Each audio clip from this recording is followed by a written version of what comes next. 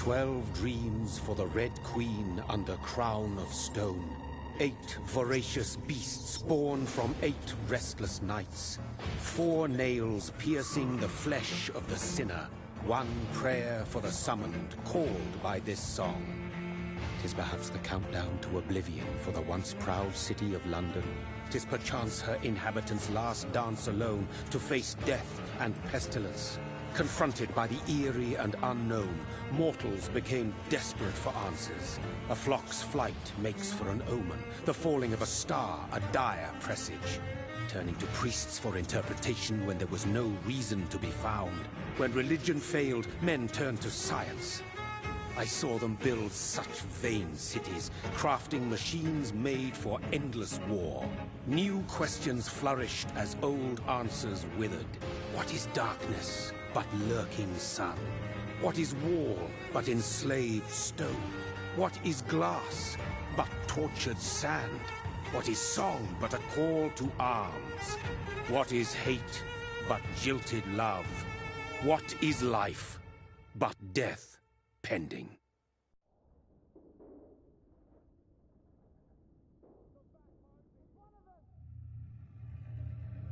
Death. Since the apple was plucked from the sacred tree, mortality was believed to be God's punishment. A righteous snare to keep mankind from ascending to the stars. They were all so wrong. Death is not a wicked thing, nor some holy retribution. A true punishment would be to never know its sweet kiss. Awaken from the harshness and be born once more.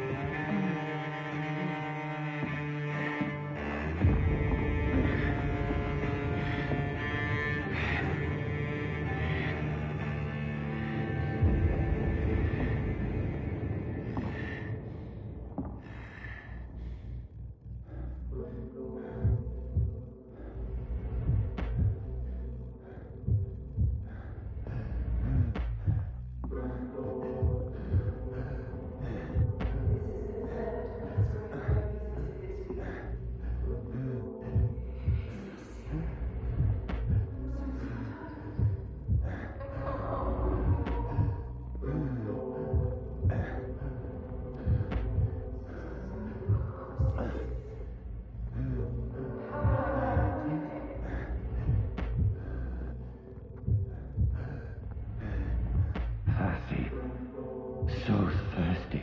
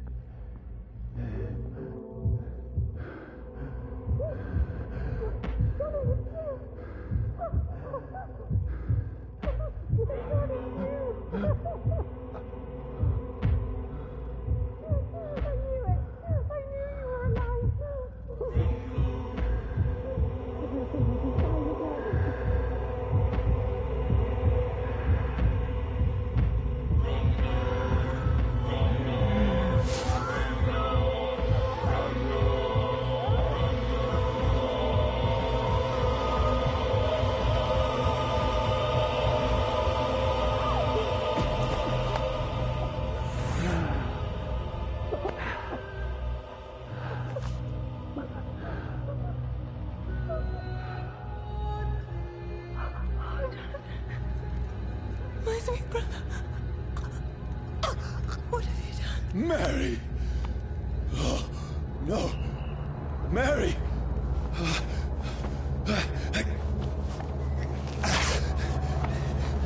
Hold on!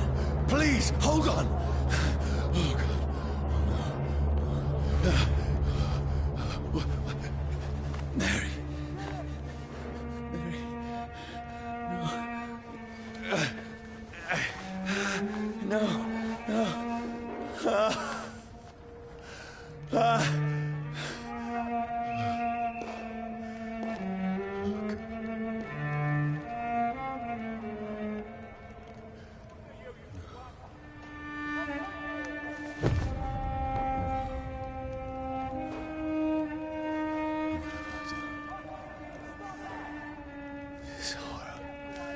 It's a nightmare.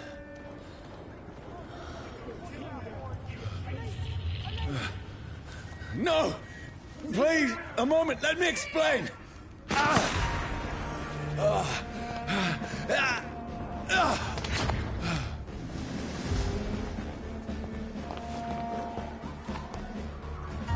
These patrols are after me. No! No! Don't shoot! This is a nightmare. I need to get out of here.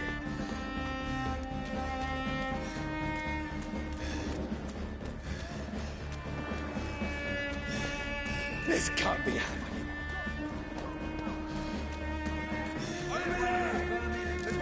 No, please, stop! I mean you no harm.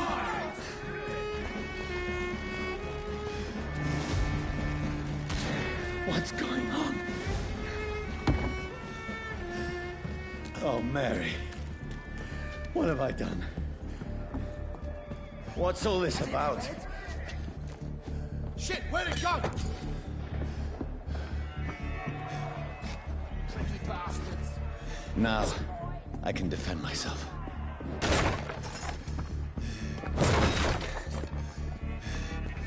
Kill that thing! Where'd it go? Shit, where'd it go? Who are you? Stay back!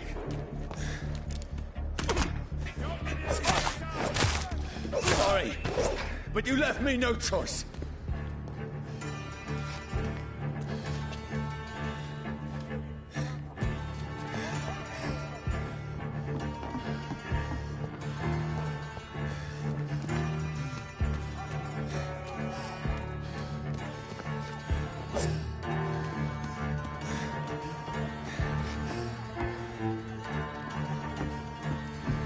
Who are you? Stupid beast!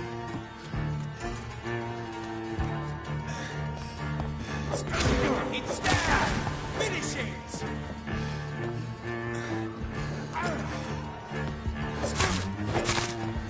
Sorry.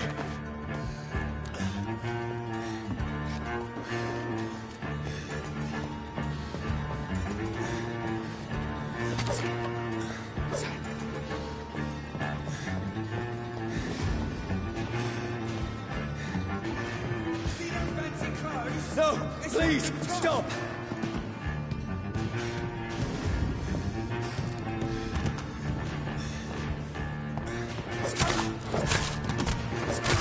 Who are you? He's dead!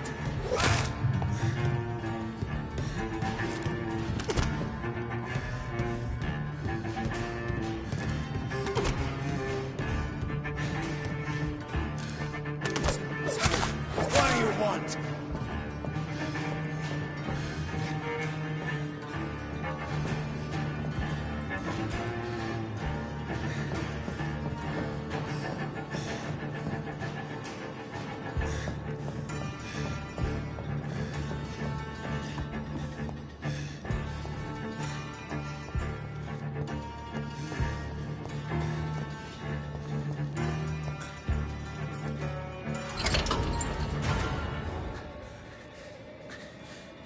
I mean you no harm. I need help. Die, you fucking leech!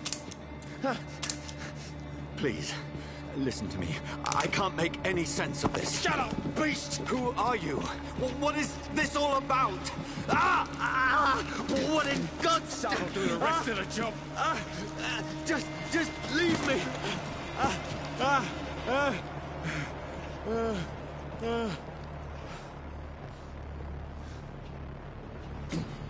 The sun. It feels like it's burning me to the bone.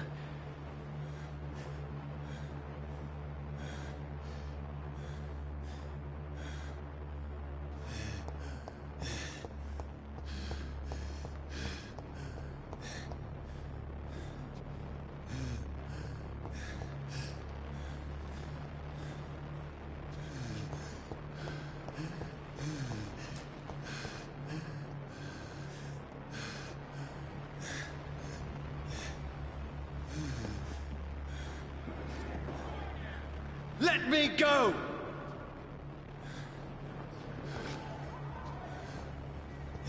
I need to find somewhere to hide.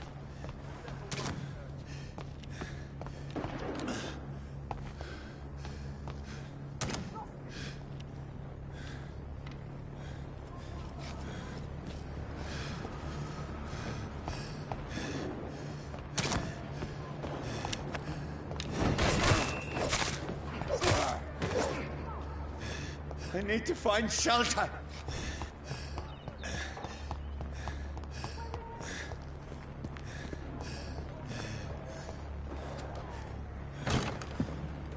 Is anybody there? What is this place?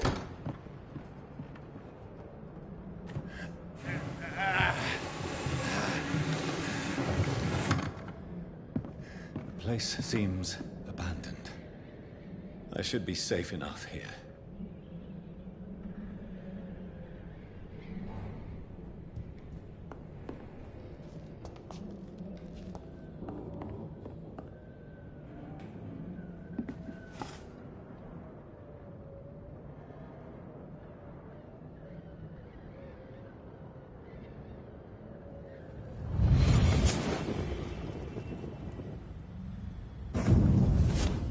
Brother,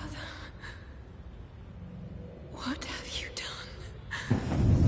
Mary! Mary!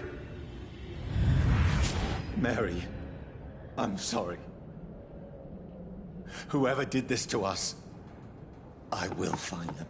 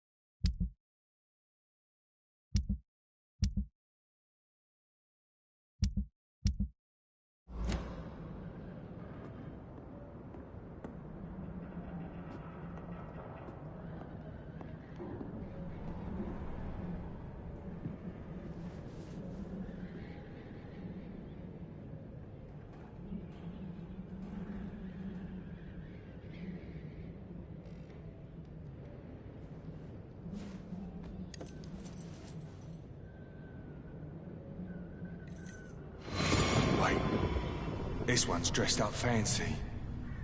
Let's run through his pockets. Picking the dead's pockets? Are you serious? I've still a rent to pay.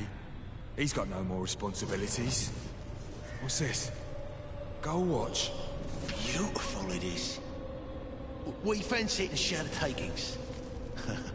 I suppose we are undertakers. Now, give him an Eve.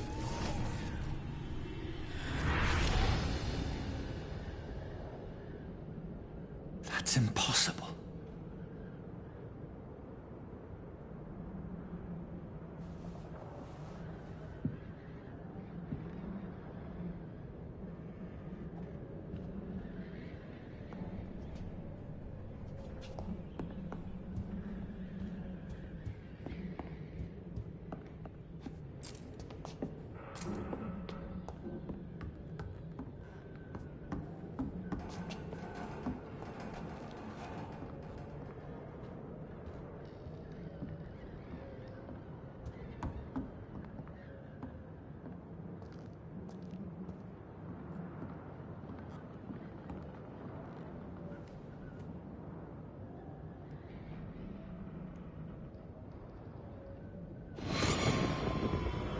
Dreams for the Red Queen that sleeps under crown of stone, that she might linger longer, her eyes as white as wool. Who goes there?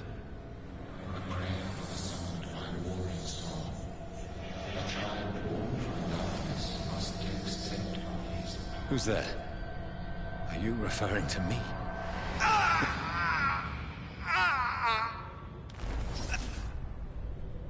No! No!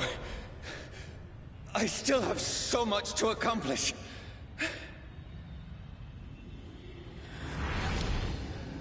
I still have so much left that needs doing.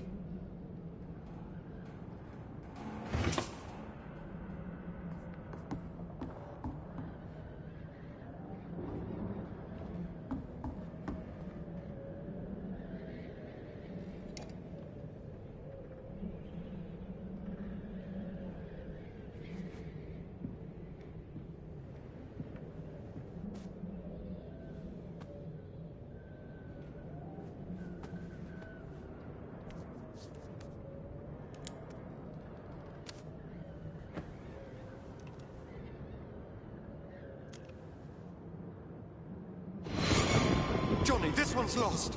We need to leave. And now! No! There's time. I can save him. That's the enemy coming! The orders are to evacuate the hospital! Done. He'll live. And now what? We fight. Killing is a hell of a lot easier than healing.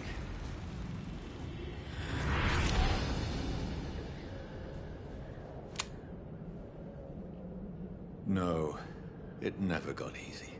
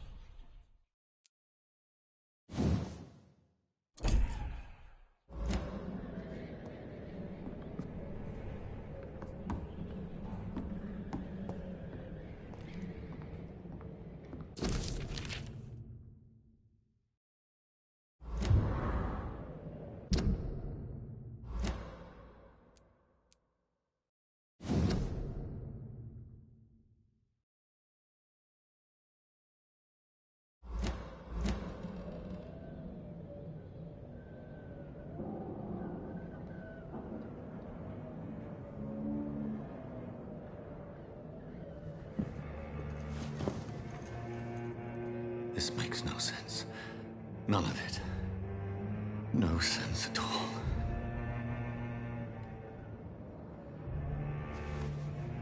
It's a nightmare. That's it.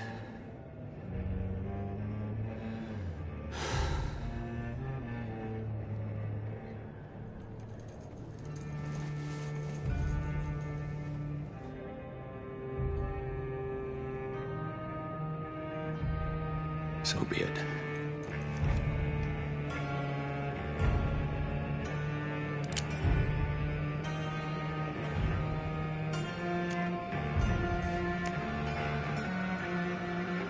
Rational thinking only.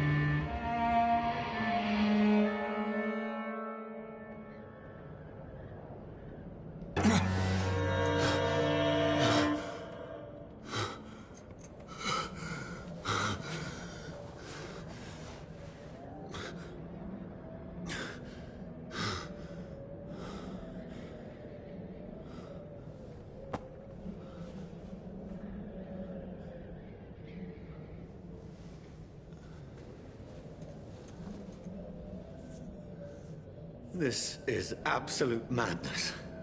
I've lost touch with the real. Madness it is, as mad as the moon, who tames blinding sunlight into a glowing reflection.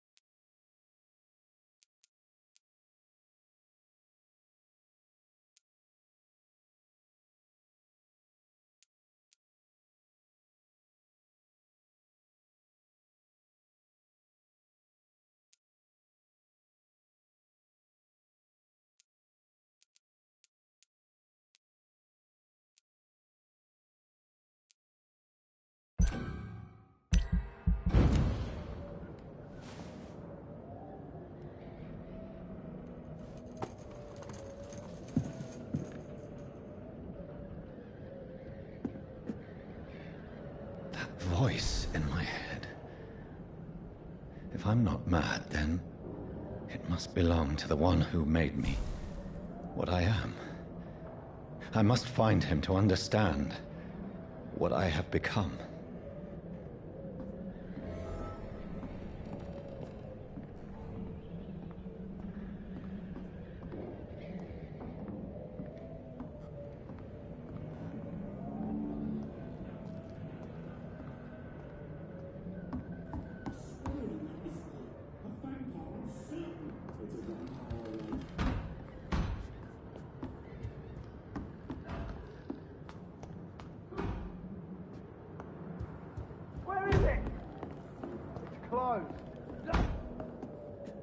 These people want me dead. I need to leave now.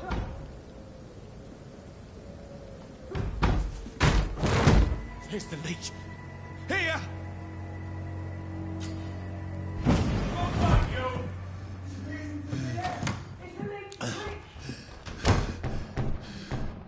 My head's spinning. Oi! Come out, you coward! I cannot enter. Clever fucking beasts!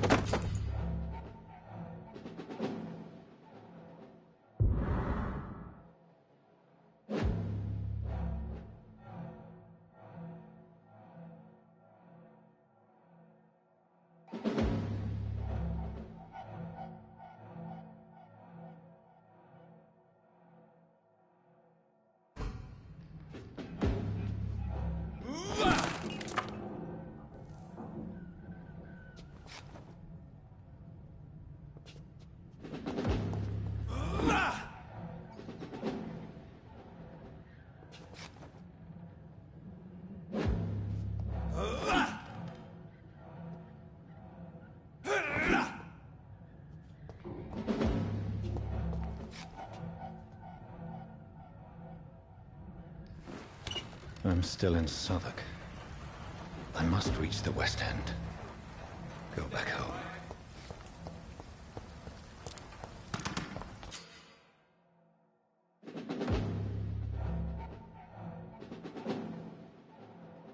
Die, vermin!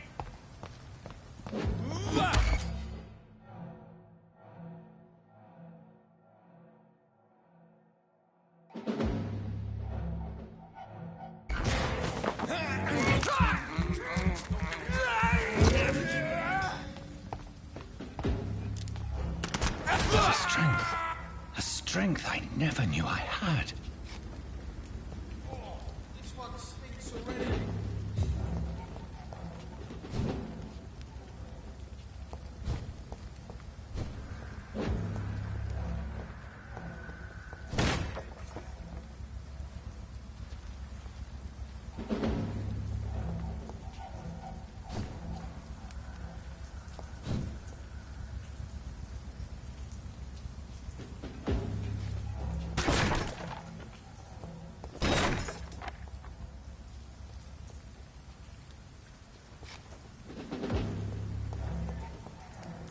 It's locked, all right.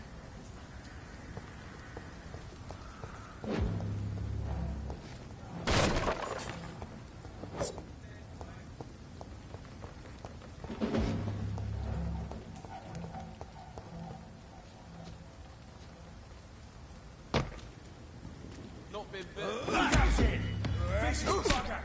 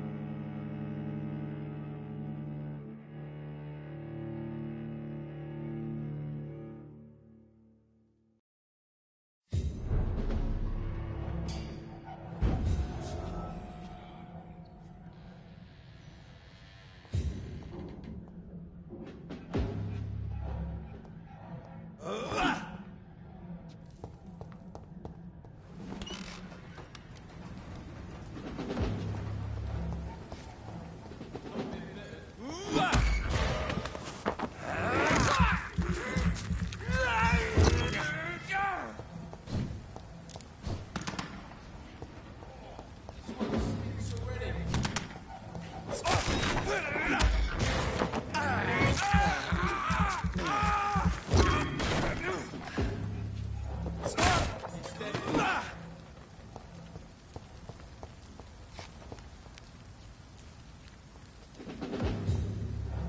them fancy clothes? This one's This shouldn't be Shit, that possible. leech is fast! Every sinew, every fiber of my being is afire.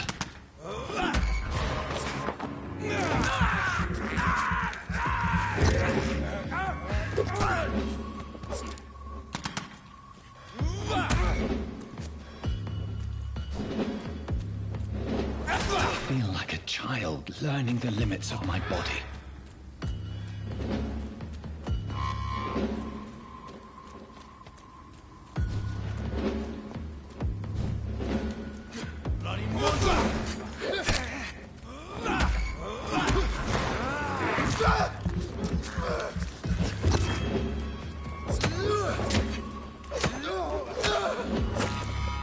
My strength, my reflexes. I'm not human anymore.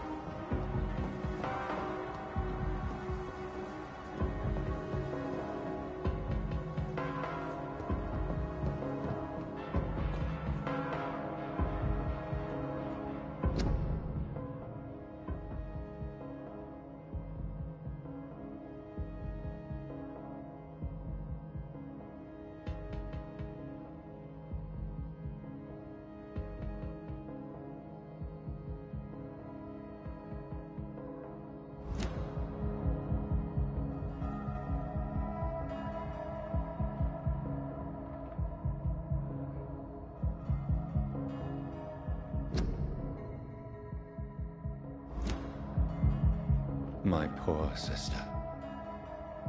If only I had controlled my need for blood. Mary, someone will pay for what happened to you. For what happened to us.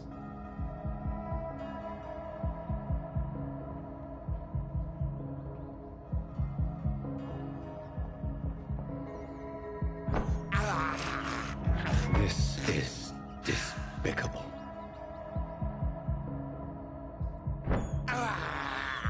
I have this thirst for blood.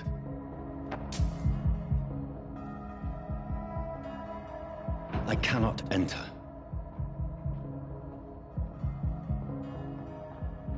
It's locked, all right.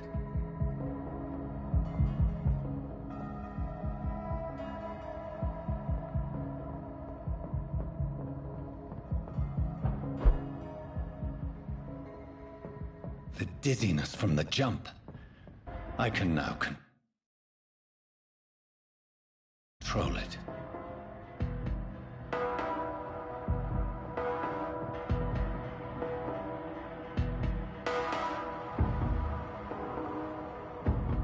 I cannot enter.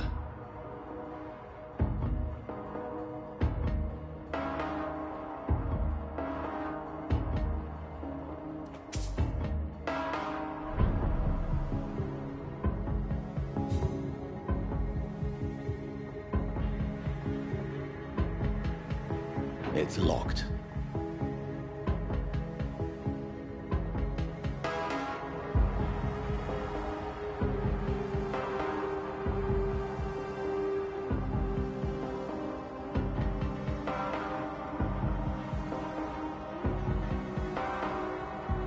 What will London have to say to me? It's locked, all right. I've so many questions unanswered.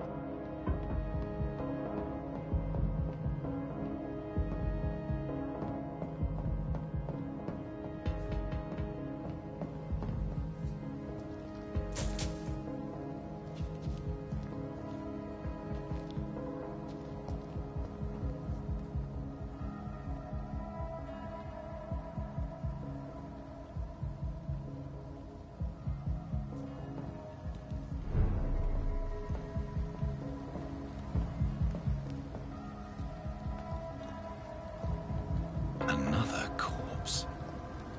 Have the very streets of London become a mausoleum?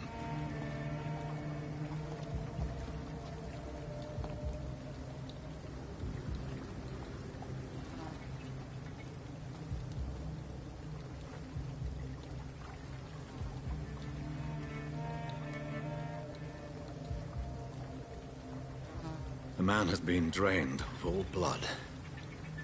But I can still smell the scent of it. I follow the scent's trail. Perhaps it will lead me to my assailant.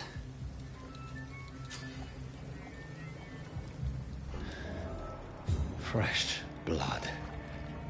The smell is so strong.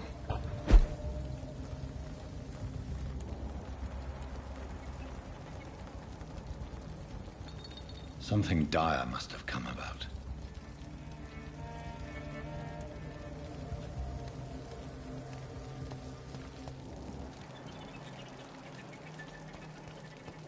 Where has everyone gone?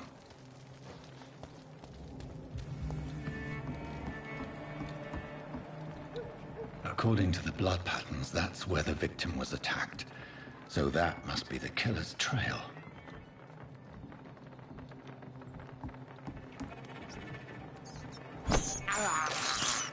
I can't believe I'm doing this.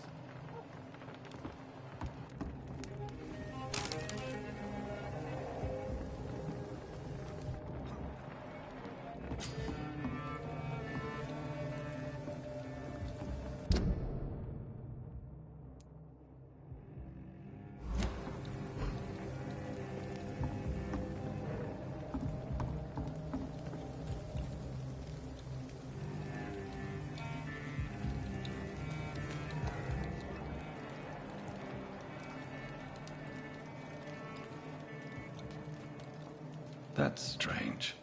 The trail is very erratic, as if the killer was drunk or hesitant.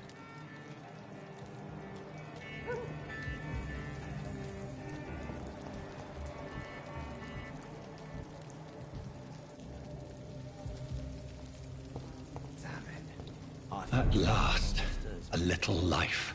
I hope I live long enough to see them where all get was coming from.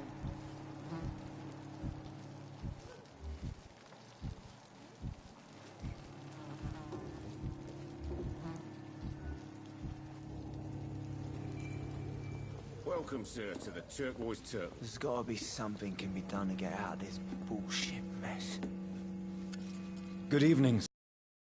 I wondered if I could ask for your help. Wow, you look like you need a drink. Yes. I apologize for my outfit. It's been a long night. Been there, seen that. Don't worry, things can only get worse.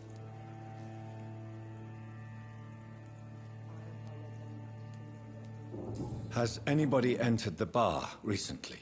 Can't say. Sorry. I spent the night making love to that gorgeous bottle, see? This is important, sir. Are you sure no one has come in here in the last few hours? I don't know and I don't care. This is a free country. People still have the right to come and go, don't they? What's going on around here? It's like everybody is hiding. You must be new here. Have you not heard about the murders? Everybody fears the return of the sewer dog. Who is this sewer dog? It's the local bogeyman. Convenient answer for every crime that happened for decades. You murdered someone, blame the sewer dog, eh? You make it sound like it's a fairy tale. People will always believe in monsters. It's easier than accepting their own darkness. We can all be monsters.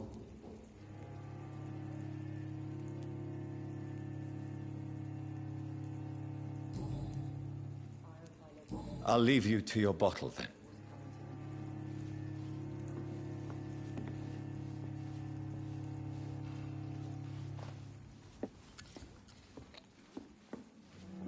My God, sir, you look like Jonah's whale just spat you out of hell. Can I get you a drink? No, thank you. I'm not thirsty. Well, grab a chair and get some rest. This is going to be another long night. Why is it going to be a long night? You must be new around here. Don't you know about the murders? Tell me more about these murders. Every morning for the last few weeks, bodies have been found. And those poor sods didn't die of flu. Do the police have any leads on a suspect? Even before the outbreak, coppers never came round here. We're on our own. People die in these parts all the time, and no one cares. Where am I? Where is this place? You're at my bar, sir, the Turquoise Turtle. The last ray of light in this dangerous part of town. Aren't you scared? Scared of what? All the bad shit happens out on the foggy streets. And I never go outside. So you're open all night? Yep. Figured people might need a place to rest in these dark times. I'm looking for someone who might have passed through here recently. Wondered if you might help. It's been quiet tonight. The only other person I've seen went straight up to his room. Thought it was kind of rude, actually. You mean he's still here? Well, yeah. He paid for the entire week. Who is this man? What does he look like? Well, like a gentleman, I guess. Well-dressed, quite polite. A professor or something fancy like that. Always writing, reading notes. How long has he been here? He rented the room a few days ago and didn't say when he'd leave. I need to meet this man. I have questions. Just climb the stairs and knock on the first door. I heard him open his window, so I guess he's still awake. And, Yes? no funny business, you hear me? This is a respectable establishment.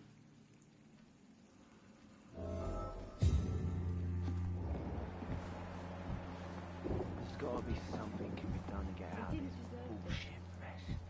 No?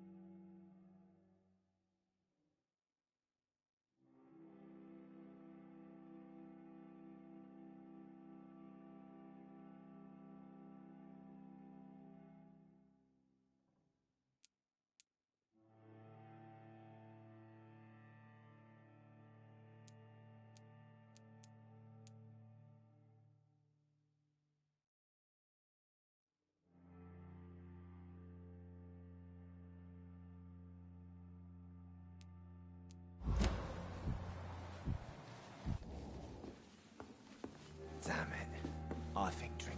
stirs me. Are they stupid or something? I've never even been to India.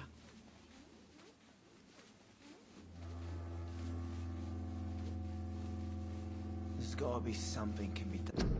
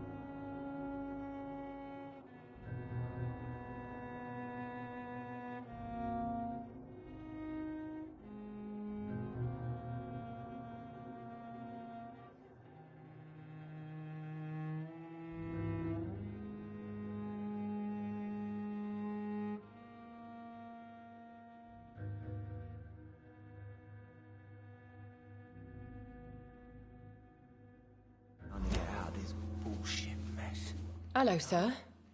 Are you all right? Is there any way I can help you? I don't know.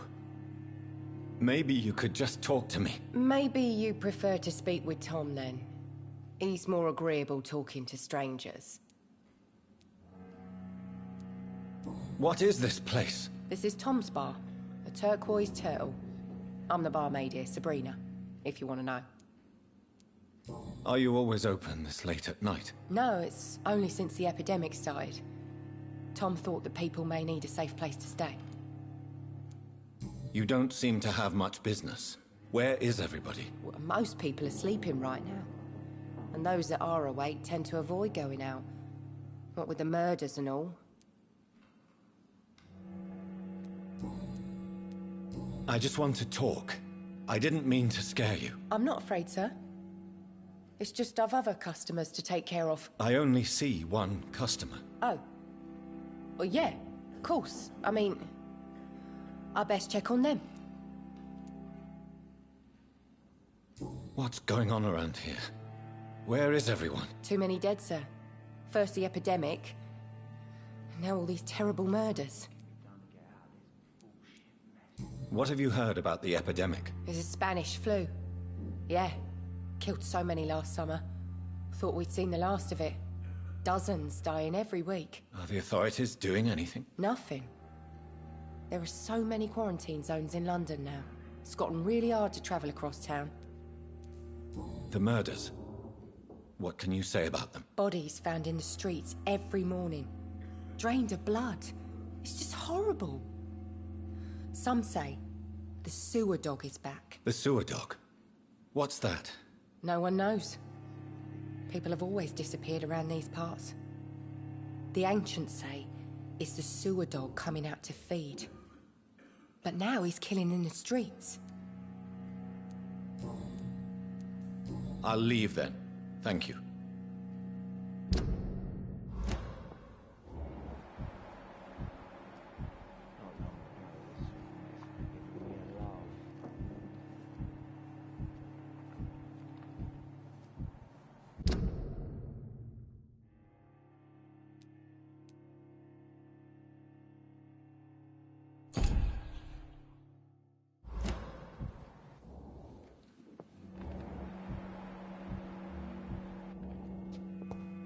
There's gotta be something can be done to get out of this bullshit.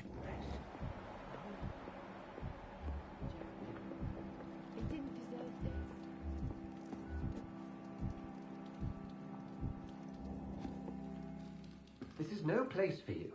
Priwen has several patrols roaming the area. They do not pursue me. But they're looking for vampires, and they're most efficient. They'll not relent until the killer has been identified.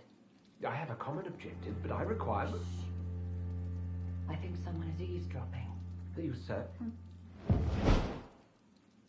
You might as well come in, whoever you are. Slowly, vampire! Who are you? I mean you no harm. Saith the vampire. Present yourself! I need a word. With anyone.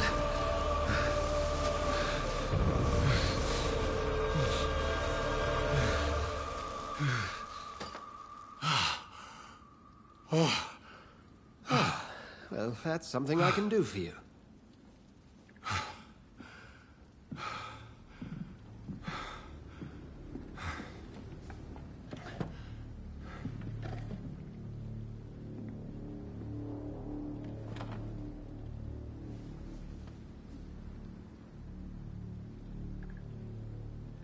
And...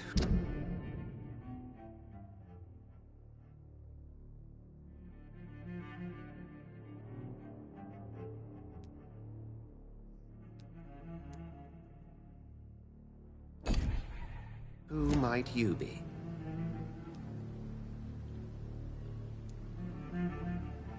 Tell me, who are you? First, tell me what you want. Then I may tell you. That's none of your concern. Sir, you have entered my room in the middle of the night, pale as a corpse and shaking like a tree. So please, indulge me. Someone is molesting people. In fact, killing them. Biting them. The calling card of a vampire. Like you.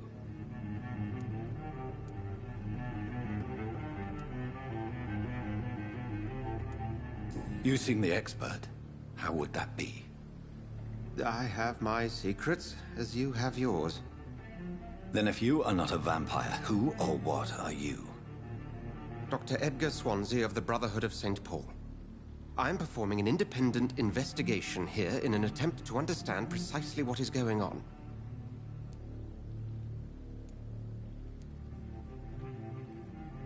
I heard another voice, that of a woman. Who were you talking to? Ridiculous. I've no idea what you're talking about. Something tells me not to trust you. Then the feeling is mutual. What have you uncovered concerning the murders? It started a few nights ago. Rumors of violent murders. The docks have always been, shall we say, somewhat unsavory. But this is different. How different? A vampire is at work here. Famished. Reckless. It must be brought to ground, and quickly. And what exactly is this Brotherhood? Sir, if the name is not familiar to you, then we shall discuss it another time. Then help me find the culprit. I may. If you'll first tell me why you opened this door. I followed a trail. The scent of blood from a recent victim. It led me here. You thought I was your aggressor. That explains a great deal. We're both chasing the same shadow.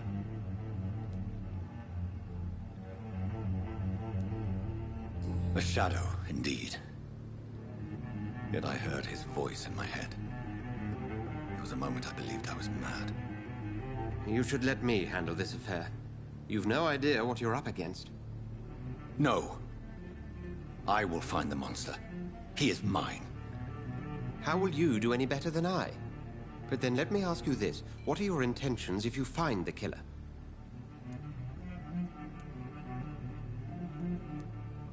I will at last have the answers to my questions. Then I can only wish you good hunting. And pray we shall meet again.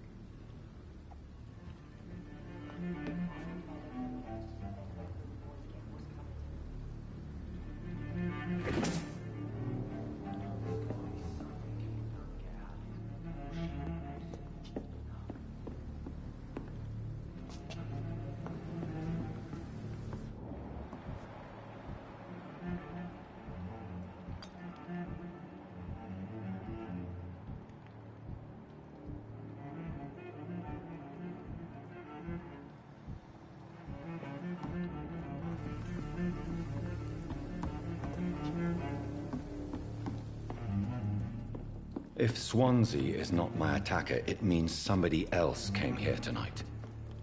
Someone must know something. It's a good thing you cannot see me now, Mum.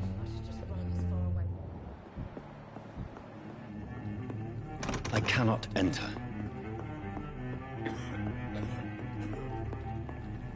gotta be something can be done to get out of this bullshit mess. No? Are they stupid or something? I've never even been to India.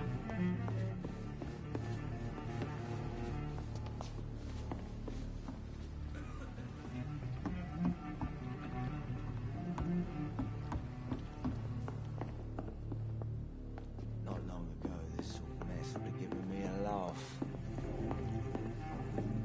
It's locked, all right. I hope I live long enough to see them wet boot boys get what's coming to them. Damn it. I think drink no longer stays. I will get to the bottom of this intrigue. What's been done to me, to this city.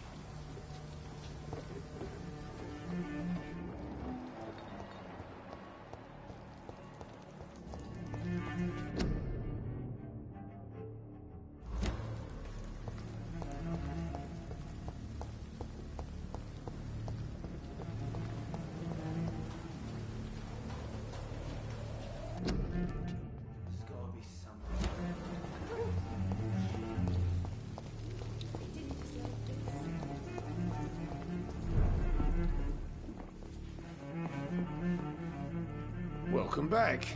Did you find what you were after? I can't say I have.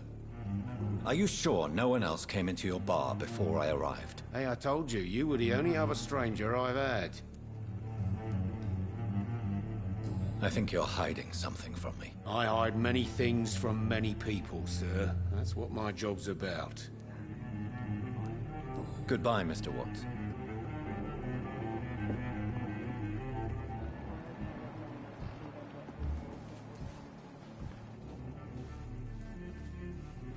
Not long ago, this sort of mess would have given me a laugh. Hello, sir. May I disturb you again? And you're still ugly as sin. I'll leave you to your bottle, then.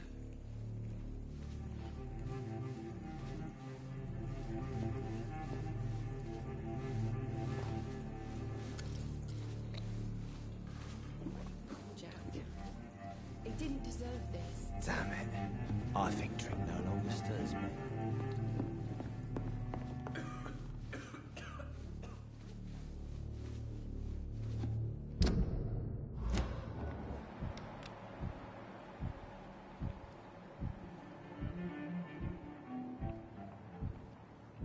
I think I'm losing my mind. I should just run as far away from this place as I can. Evening, sir. Can I help you? I have a few questions for you. Well, if you must. I spoke to Dr. Swansea. He's not the man I'm looking for. Now, I want the truth. The truth? What do you mean? I suspect that someone else was here tonight. And I don't think Tom wants to tell me about it. I'm just the barmaid here, okay? If Tom says you're the only visitor we had, then you're the only visitor we had. I can feel your fear, madam. Please, tell me what's going on. It's Will. William Bishop. He came in here earlier tonight and he... Well, I thought he was going to clock someone.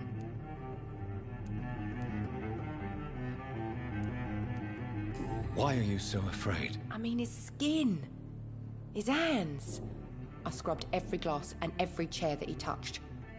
God, I hope it's not contagious. What happened tonight? He was dead drunk, as usual. But my God, his eyes. His face. He must have caught something awful. He shouted and cried. It was terrible. Tell me about this William Bishop. Will was a sailor who worked at the canning factory before he lost that job. A nice bloke, really. He's never been violent. Until tonight. Why keep it a secret? Why not tell me about it? Tom's nothing if not loyal. After Will lost his job, he offered him one ear. They used to be good mates. But recently, well... Will started to get very aggressive. I see. Thank you for your candor. I'll be sure to talk to Tom.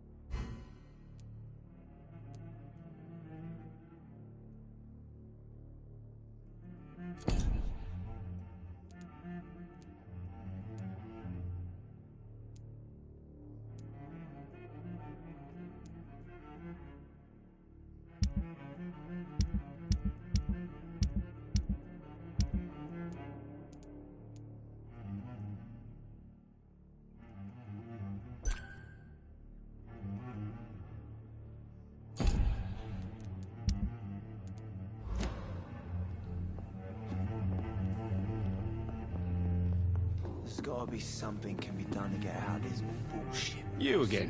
What can I do for you?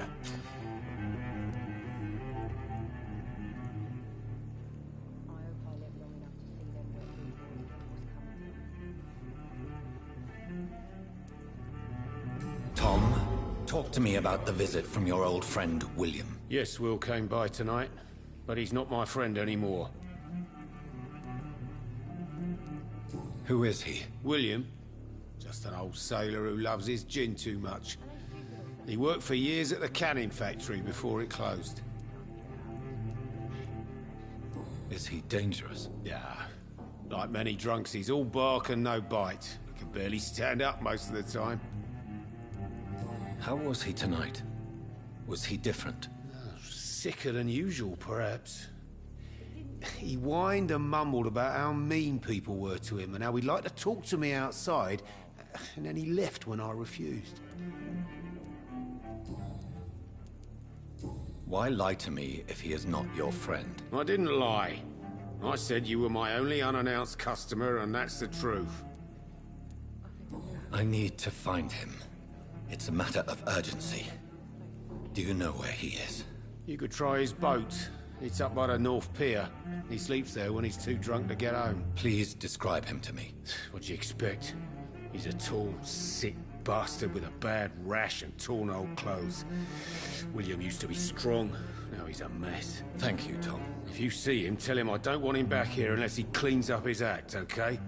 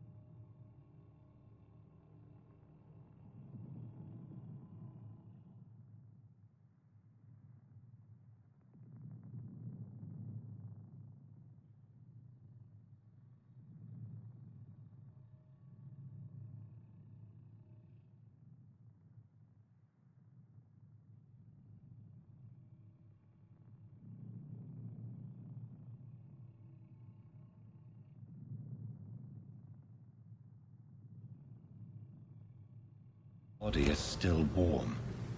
This man has just been drained of blood.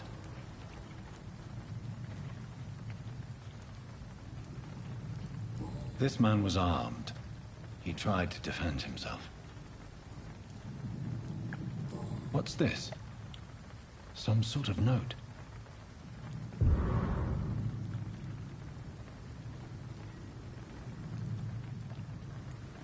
This corpse has been dried of its blood, just like the previous victim.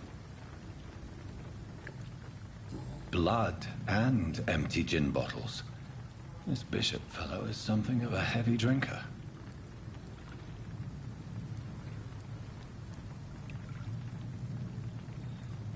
There are blood splats on the other side of the canal. I must reach that barge.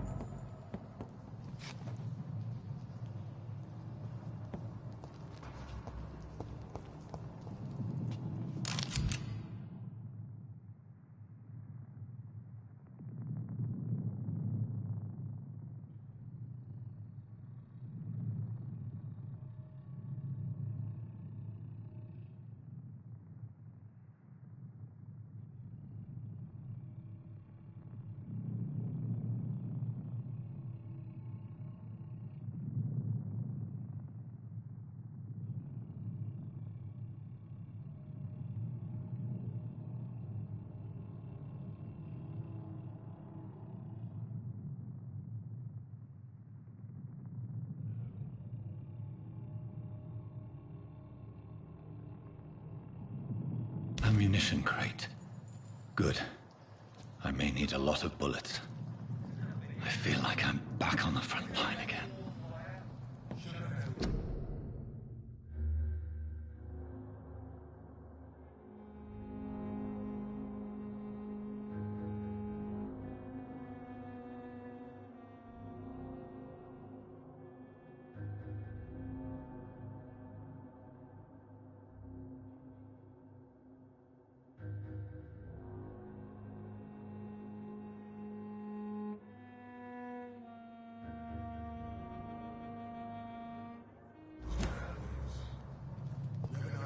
To be wrong about anything. Right. No time I can remember.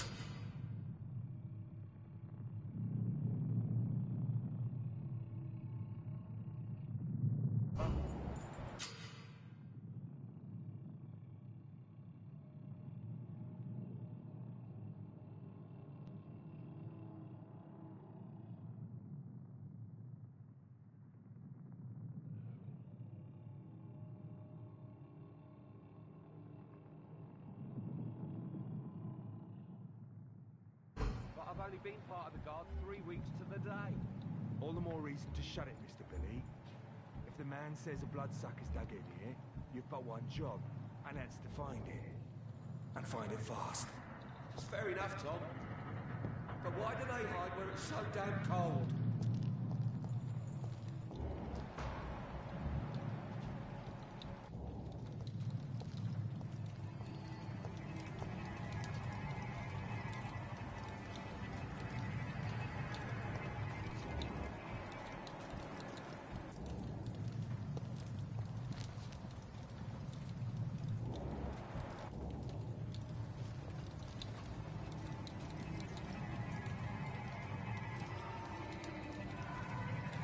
Better go home, sir. Steady, boys! We've got one of them!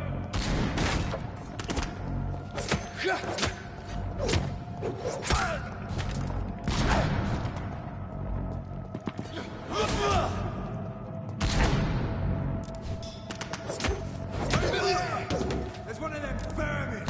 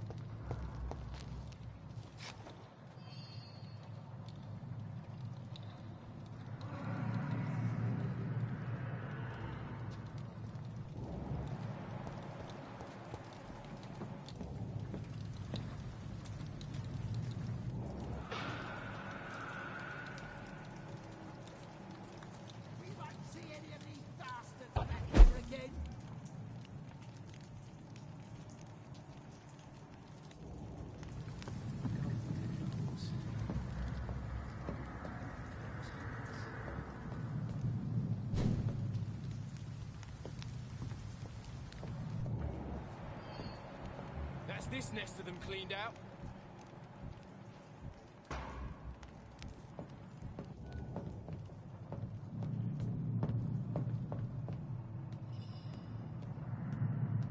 I like their screams when you burn them alive.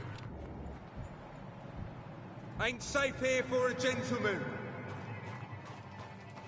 Steady, boys! Stupid beast!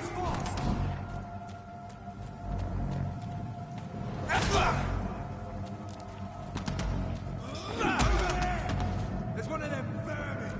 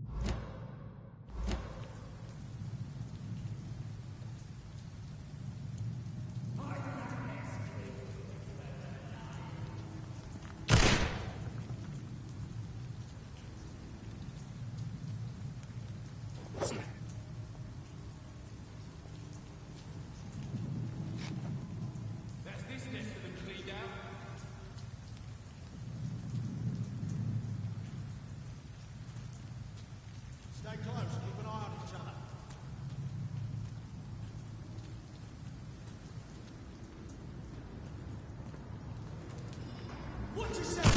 There's one of them! You paid for that! Murdering bastard!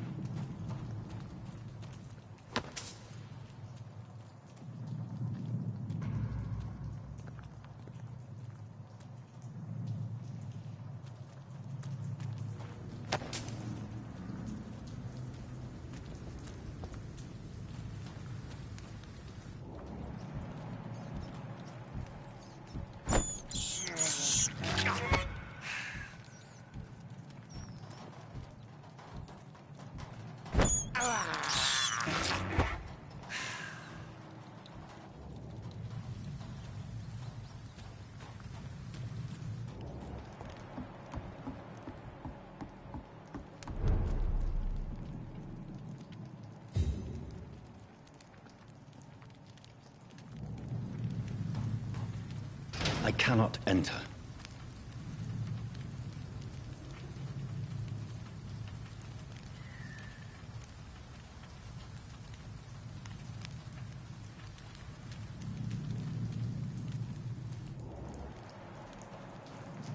Fresh blood. The whole building reeks of it. The scent is so strong it makes me dizzy.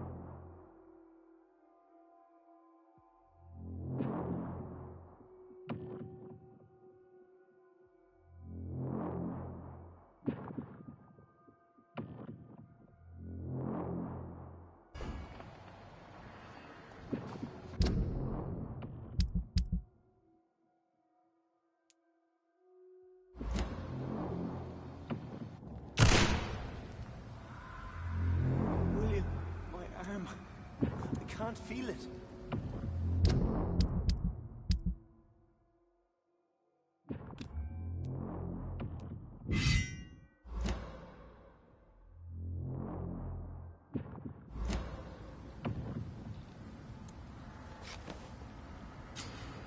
Oh, please, let go of me.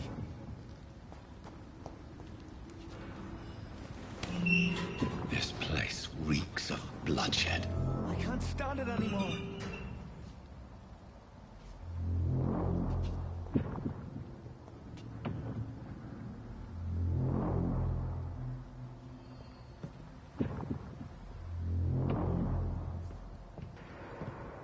This creature is bedeviled. I must put it down.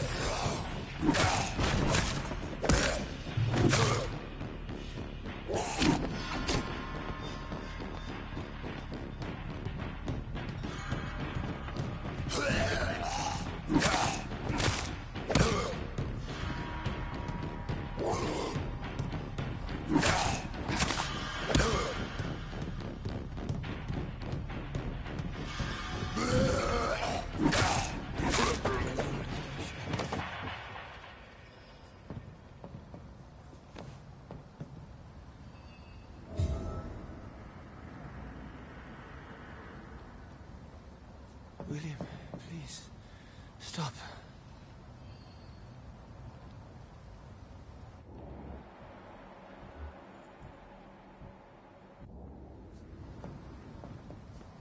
Let me go.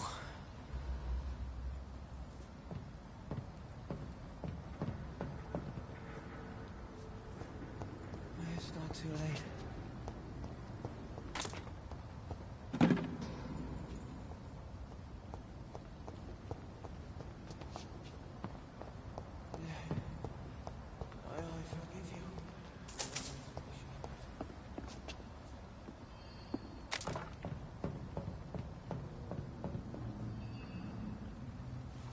William was an honorable man. I could have saved him. Mr. Hampton, are you in there? I knew him well, another lost soul, a kindred spirit. Sir, listen to the sound of my voice. I'm a doctor. You're suffering from shock. I must return to my flock. They'll stray without me.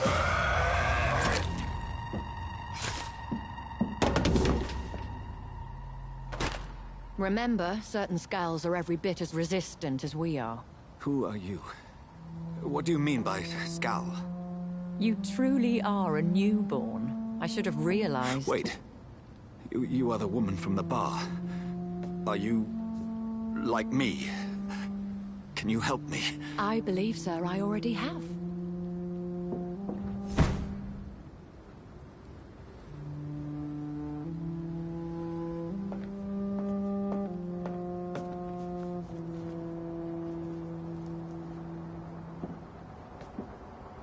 By George and the Saints, you've solved the mystery of these terrible murders. Patience, good fellows, I've come to offer help. Just give me a moment to secure my boat. We can leave this awful place. William was not the evil man they claimed. He was just taken by the thirst. He needed this drink. This man requires medical attention. We'll see he gets to the nearest hospital. No, please, I must tend to my fold. My flock needs me. There, sir. Go with the good Dr. Swansea. He's resourceful, and I'm sure he'll take good care of you. You'd best come as well. The sun is soon to rise, and you'll need a place to rest. I just need a moment. If I can learn something about what has happened to William, I'll be a step closer to understanding what happened to me.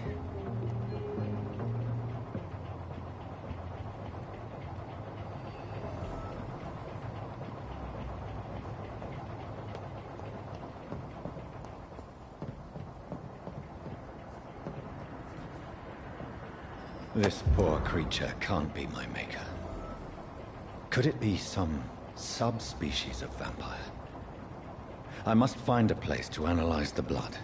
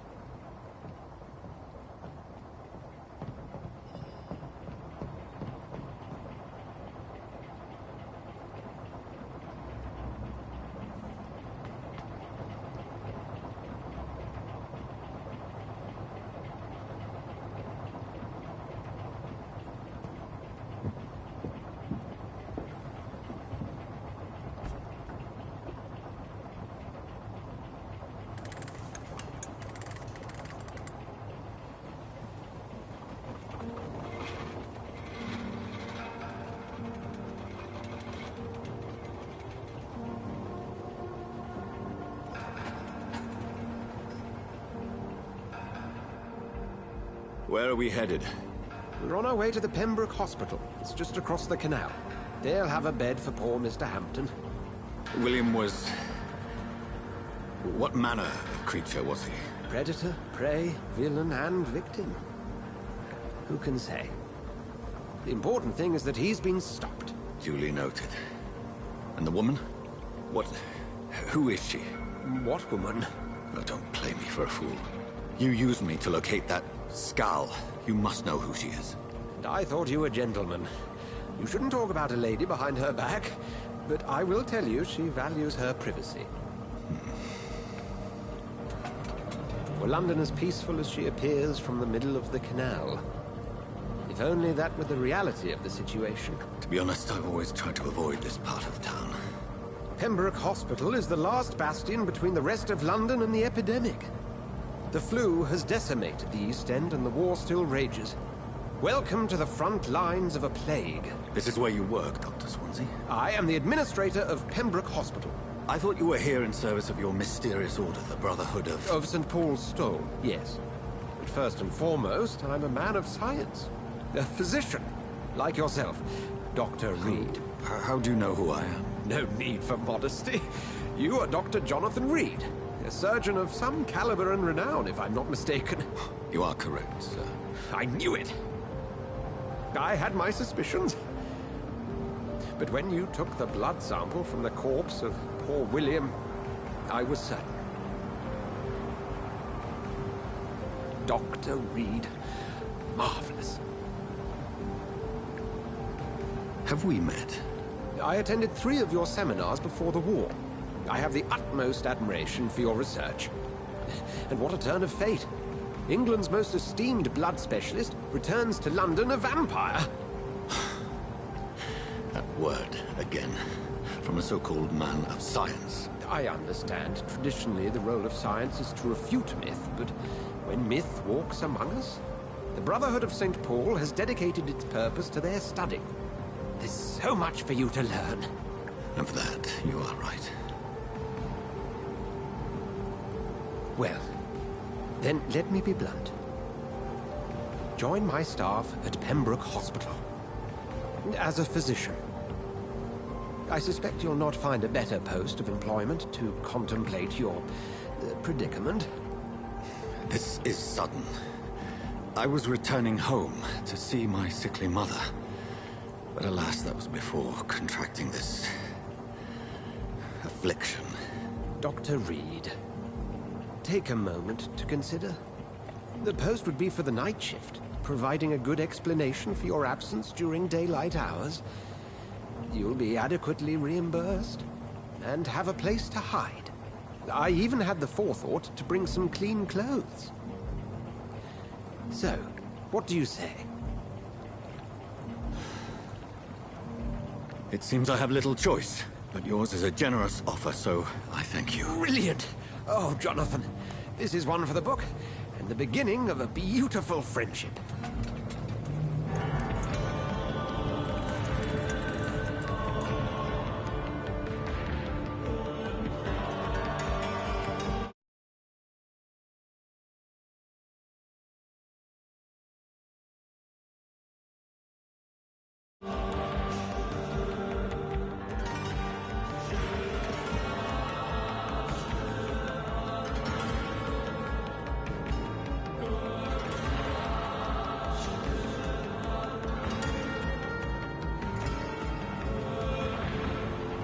Dr. Swansea, thank goodness. I was beginning to be concerned.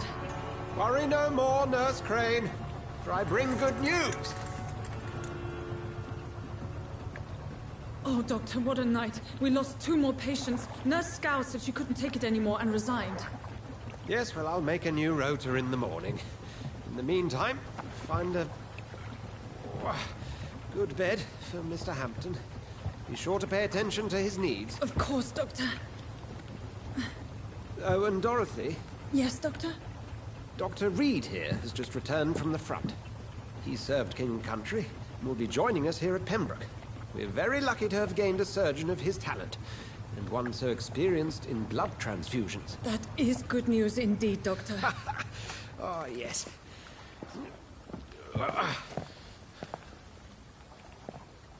Here at Pembroke, it's not what we have, but what we haven't. It's only thanks to Nurse Crane and the staff that our ship doesn't sink. If you have any questions, just ask her. Duly noted. Thank you. Your assistance is required, Dr. Swansea, immediately. Welcome aboard, Jonathan. We'll catch up after my rounds. Coming, Nurse Crane. I'm coming.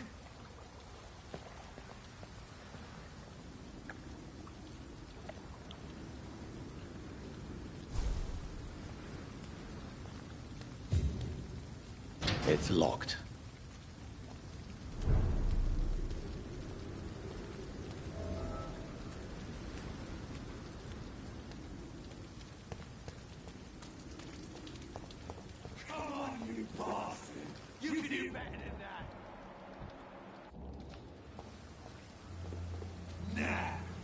It's my turn!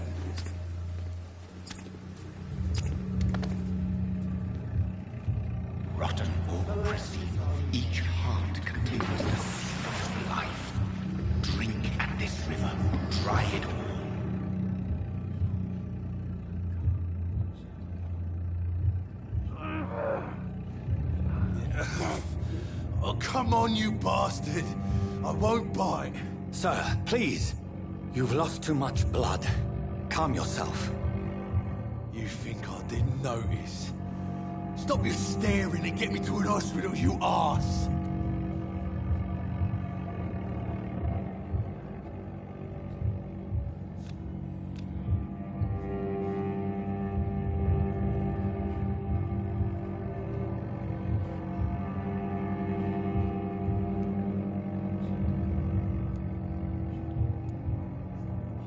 Insulting a good Samaritan. Not exactly the way to get rescued. All right, sorry. I am in pain here. My guts are spilling out onto the street and you're yabbering on. Yes. That's a very nasty wound you've got there. Take my word, I am a doctor. Dr. Jonathan Reed. Name's Clay Cox. I'd appreciate you helping me to a better place, Doc. Follow me, Mr. Cox. Let me assist you to that better place.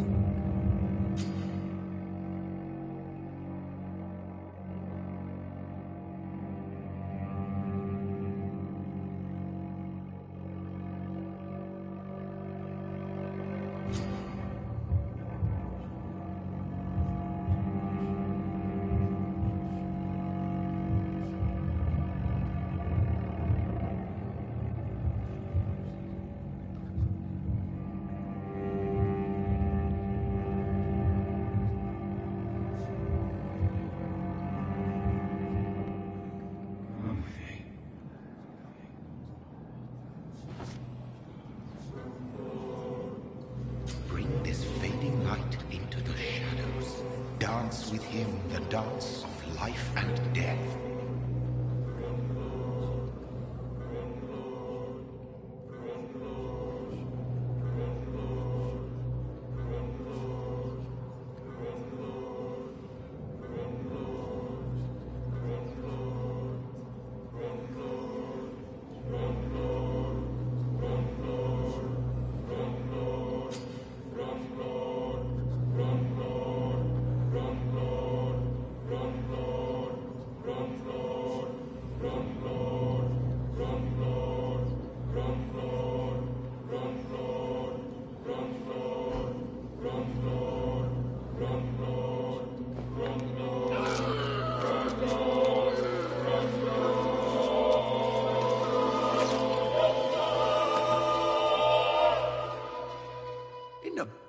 You bastard!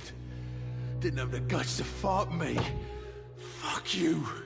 I'll kill you. I'll kill you.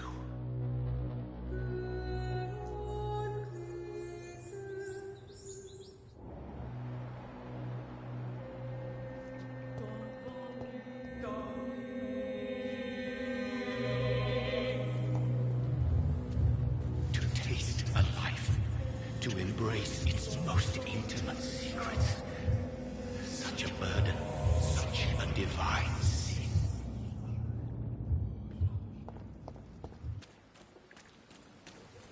It's locked, all right.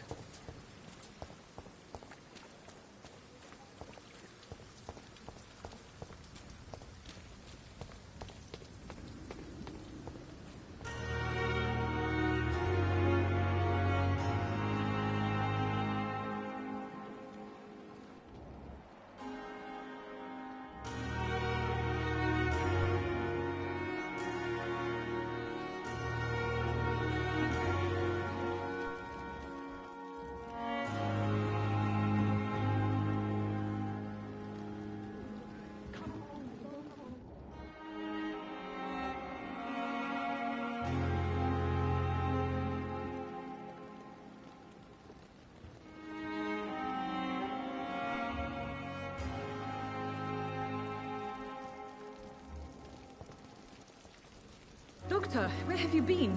I've little time to play hide and seek with new staff members, no matter how illustrious they may be. I apologize, nurse. I needed some time to myself. This has been the longest and strangest night of my life. You delivered poor Mr. Hampton from a terrible fate. The means to that end should be of little concern, Doctor. Thank you, nurse. What can I do for you? Dr. Swansea insisted we provide you a quiet office. You'll find it on the second floor with your name on the door. Thank you. Nurse Crane, isn't it? Yes, Dorothy Crane. Welcome to Pembroke Hospital, Dr. Reed. Your office has been prepared. I would like to ask a few questions first.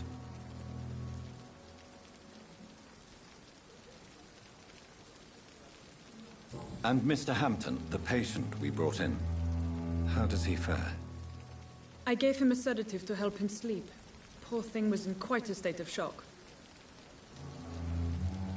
What kind of man is Dr. Swansea? Well, you accepted the job from him. I thought you would have known about your employer.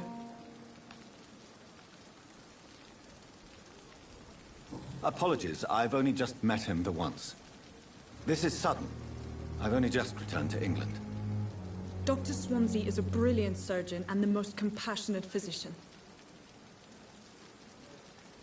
It's right to assume Dr. Swansea knows far more about me than I do about him. You'll get to know him soon enough, and better than me. The administrator has better things to do than mix with us. If you could point me in the direction of my room again, nurse. Second floor of the hospital, left after the stairs. It's the last vacant office at the end of the corridor. Thank you, Nurse Crane.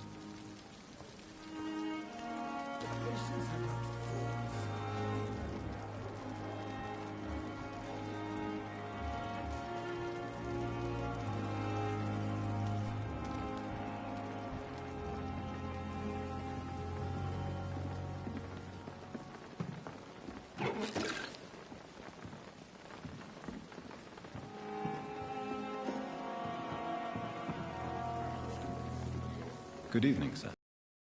So it is true. The famous Dr. Reed has joined us. I can't think of any better news during these terrible times. Do we know each other? Actually, yes. We met once before, at the Rockefeller University in New York. Dr. Tippett, yes, I remember. I was assisting Professor Carell in his research about coronary bypasses. He had nothing but praise for you. He was also very confident about your future. And look at you now.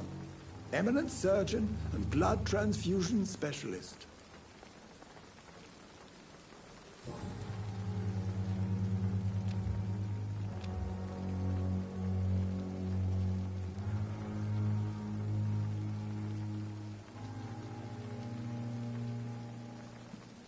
What is the Pembroke Hospital situation? And please, speak freely. This hospital is not exactly the best of London. I'm sure you are used to working in a better environment. It's not exactly the best situation in London either. I can't have expected this hospital to be prepared for what was to come. Don't be misled by appearances, Dr. Reed. This hospital does not lack talented people. It just lacks hope. What can you tell me about the staff in the hospital? Some are really good, and others are not so good. But during this troubled period, there is no time for slander. I prefer to focus on the positive character traits. Tell me more about cherished people, then. Nurse Brannigan is a pearl. She is the most helpful and dedicated nurse I've ever worked with. A clever and cheerful woman. You really seem to admire her skills. I'll go even further. If she was a man, she would be a damn fine practitioner.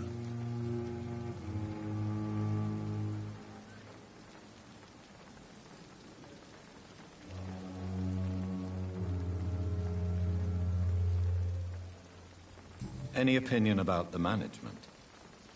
I don't always agree with Dr. Swansea's reserve, but I must admit he does all he can to keep this facility running during this crisis. Ah, yes, the burden of command.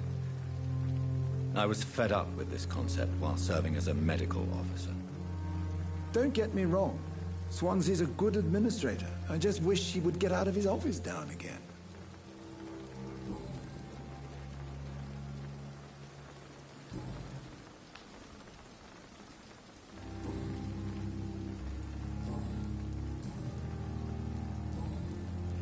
Goodbye, Dr. Tippett.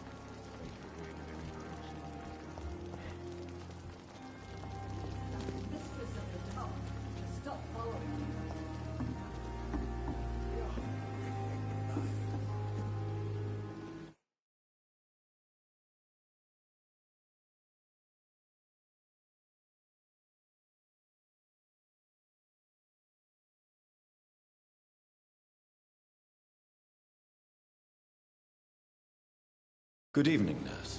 I'm Dr. Jonathan Reed, the new surgeon here at the Pembroke. Dr. Swansea has already told us about you, sir. I'm Nurse Gwyneth Brannigan. Welcome to the Pembroke Hospital. Did he really?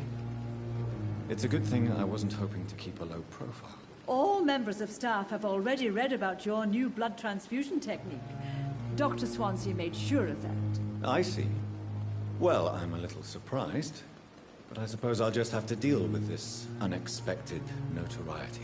You must know, blood transfusions are Dr. Swansea's primary subject of research. He is convinced it is the future.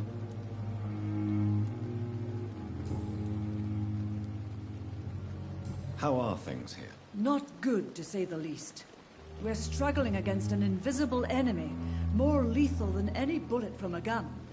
It's hard, Doctor. An invisible enemy? Quite a poetic term for a disease, especially from a nurse. Sorry, Doctor. These last few weeks have been exhausting. We could all do with a good night's sleep. Do you think this hospital can survive the epidemic? We are all volunteers here, and we're trying to hold fast, but how do we beat an invisible killer? Some nurses have already resigned. I'm not familiar with all the staff yet. Perhaps you could help me. Brilliant professionals, most of them. Dr. Swansea has a gift for recruiting talent. Most of them? Is there a problem I should know about, nurse? It would be inappropriate for me to speak ill of a colleague. Nurse Brannigan, if you do know something, please tell me. Anything you say will be held in confidence. No. I may disagree with some conduct, but in the end, everybody is doing their best. Is there anyone that stands out? Well, I have never met someone as dedicated as Dr. Tippett. He should be a standard for us all here. If only he were younger. Why should his age be a problem? I guess it's fair to say he's always pushing himself to the limits. He just doesn't know when to stop and get some rest.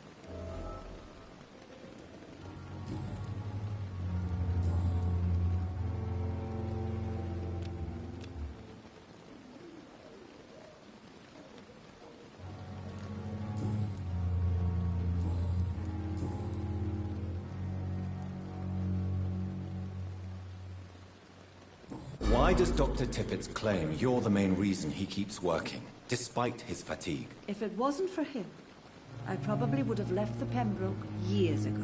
Dr. Tippett does not think of you as just a nurse anymore, does he? If you're suggesting he's not taking my gender into consideration when it comes to medical practice and knowledge, I really hope he doesn't.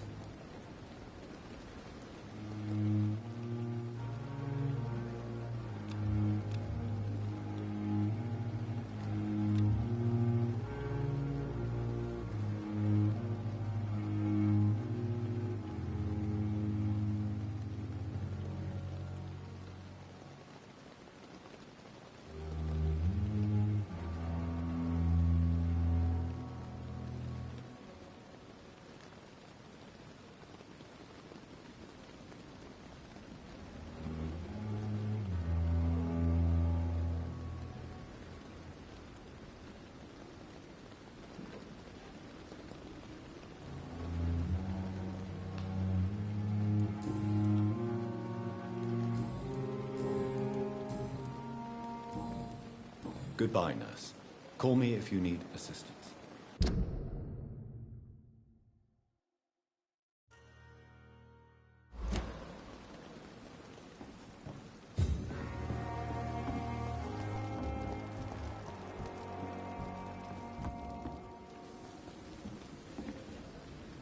Good evening, Dr. Tippett.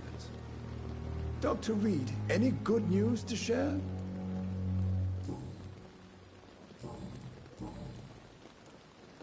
You're exhausting yourself, Corcoran. Maybe you should think about preserving your strength. No. We must keep on healing all those poor souls. We are the last rampart before chaos. Once more unto the breach.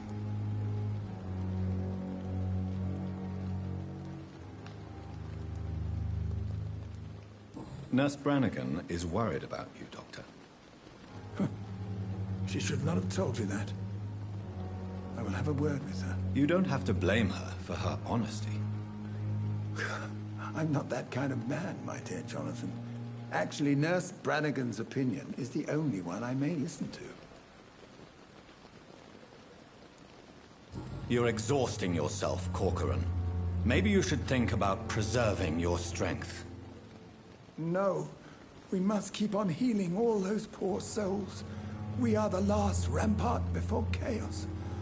Once more unto the breach. Nurse Brannigan is worried about you, Doctor. She should not have told you that.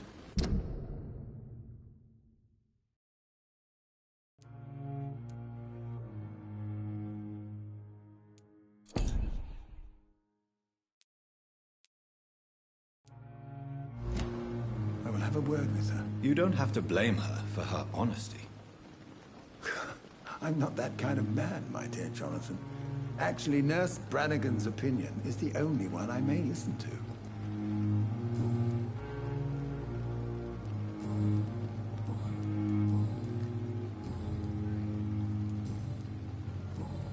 Goodbye, Dr. Tippett.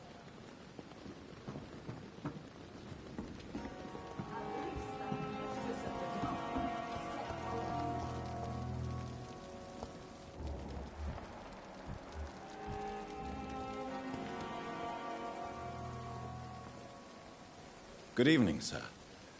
I'm Dr. Jonathan Reed. I'm new here. I've already heard about you, Dr. Reed. I'm Milton Hooks, the ambulance driver for this shithole of a hospital. That's quite a blunt introduction, Mr.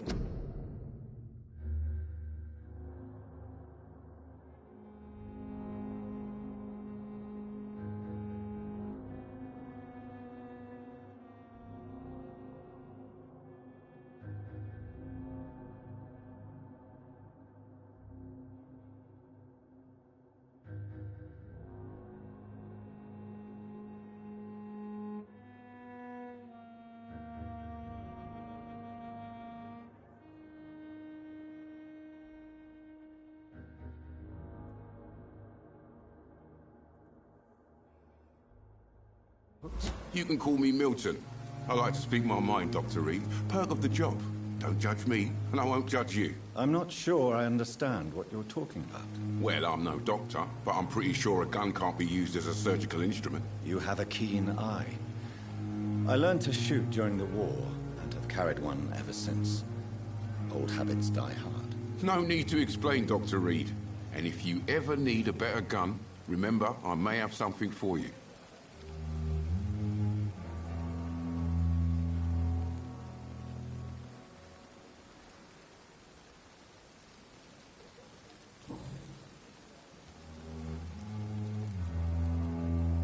How is the situation around here? You want to hear the situation is all right? It's fucking awful.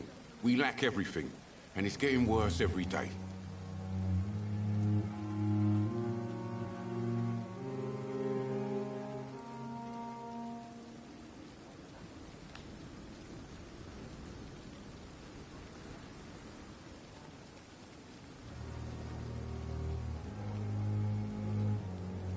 So what do you do exactly in this hospital? Apart from smuggling guns, I mean. I've been an ambulance driver since... too long, I guess. I bring sick people here night and day. It's a dirty job, but I get it done. Most of the time.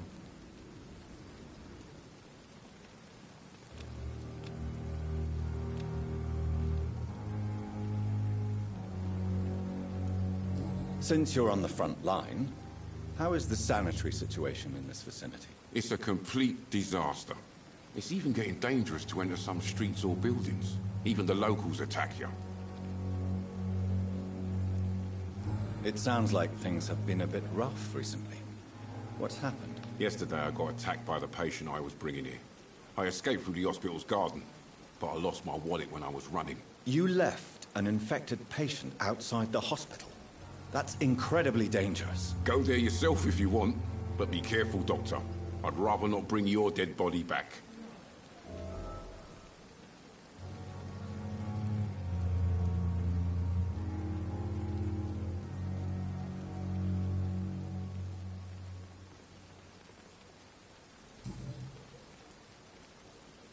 Are you really smuggling weapons through the hospital? And why not? I've already been attacked by patients, you know. And by gang members willing to steal my money. But you're not defending yourself. You're selling guns to civilians. You keep people alive your own way, Doctor. I offer them another way to protect their health.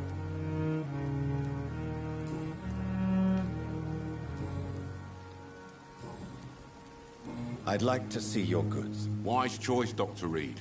A reliable gun is what everybody needs these days.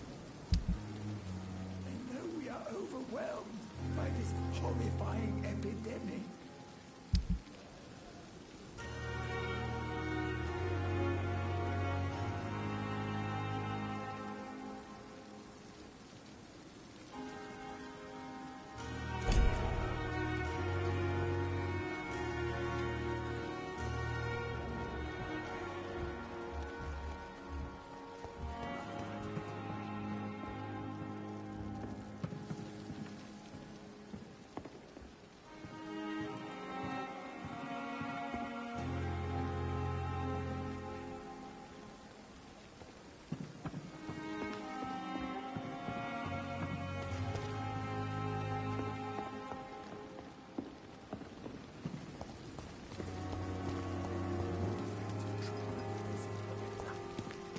We are horrific liars.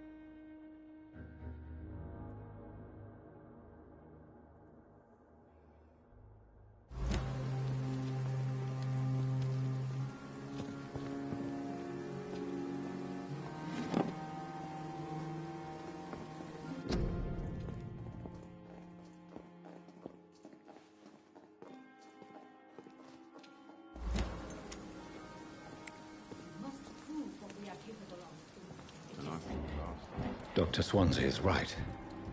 This place seems perfect to conduct my research.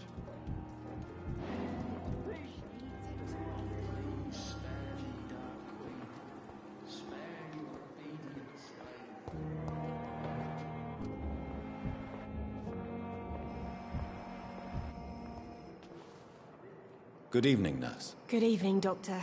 I don't think we've been introduced yet. My name is Pippa Hawkins. And I'm Dr. Jonathan Reed. Dr. Swansea has recently offered me a position in this hospital. Well, it's a euphemism that your help will be appreciated, Doctor.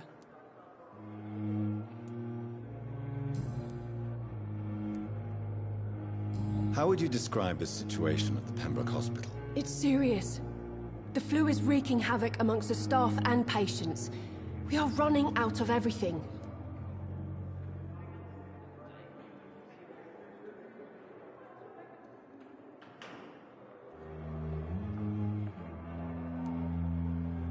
You must get a hold of yourself, nurse. Sorry, I'm exhausted. No one has any idea when this epidemic will be over. Nurse Hawkins, the Spanish flu won't last forever. Even the Black Plague didn't kill everyone. I wish I could believe you. But what if this epidemic was worse? What if in the end, nobody was spared?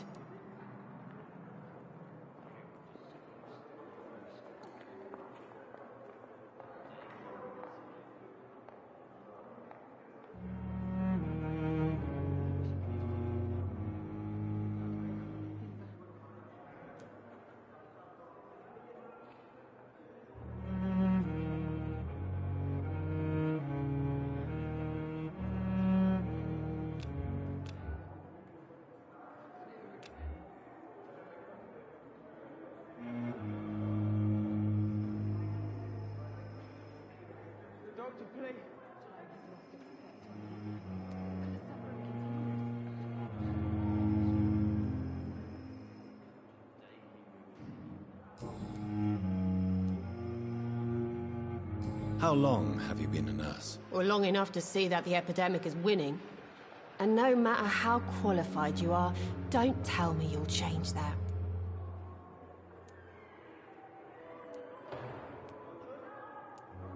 You'd be surprised what dedication can achieve, Nurse Hawkins.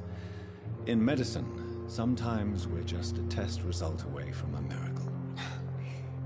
Sorry, Doctor. I don't want to sound bitter, but I'm just too tired to give a pep talk like Nurse Brannigan. How is the Pembroke staff coping with the epidemic? Well, not well. Milton, the ambulance driver, is even more grumpy than usual, especially concerning doctors.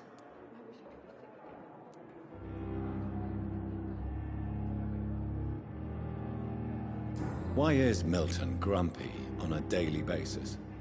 Is it just an act? Milton's not the kind of man who's bothered about a bad reputation, whether he deserved it or not.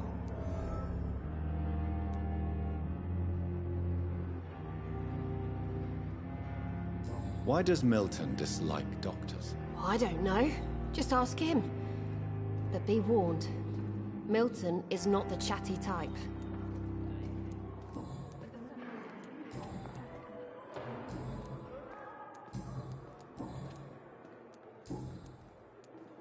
Goodbye, Nurse Hawkins. Damn. The pain. It's here again.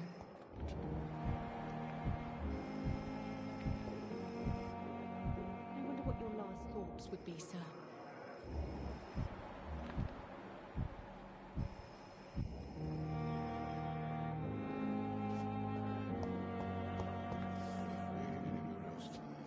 Fear and disgust on every street corner. Good evening, miss. I'm Dr. Reed, the new surgeon at the Pembroke Hospital. And who are you? Your name has no meaning to me, mortal. You're nothing but dust blown by the winds of eternity. I beg your pardon? What are you begging for, mortal? My clemency? Well, tonight maybe I'm inclined to mercy. You'll never forget the night you met Thelma Howcroft. You keep calling me mortal. Why is that? And if I'm mortal...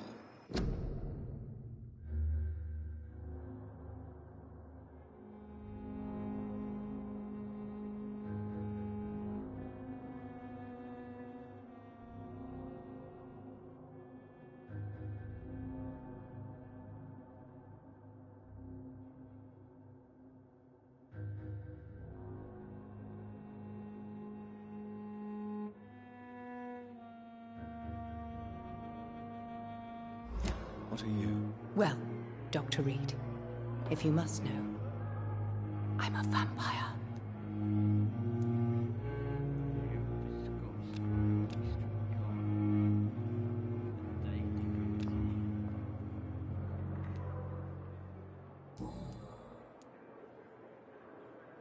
And why do you believe you're a vampire? I don't need to believe anything. It is what I am. It is what I feel within this hollow shell of flesh.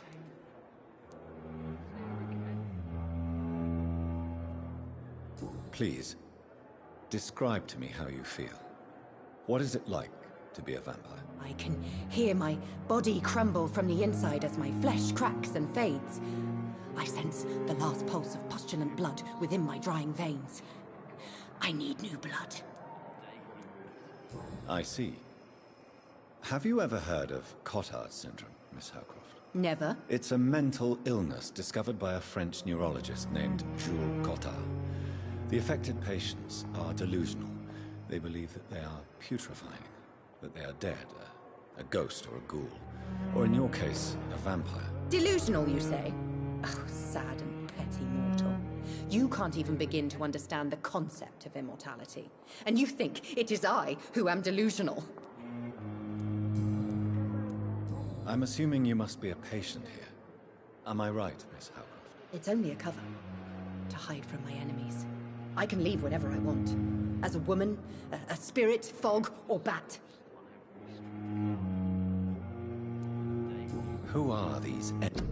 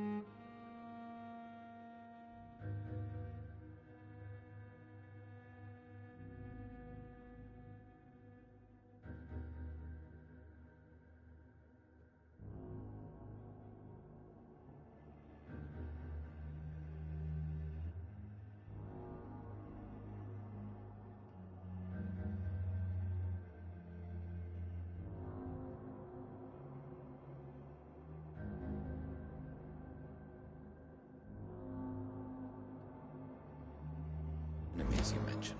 Can you describe them? I cannot say for sure. But I sense their eyes on me from nearby. I feel them watching me every time I visit the garden near the morgue.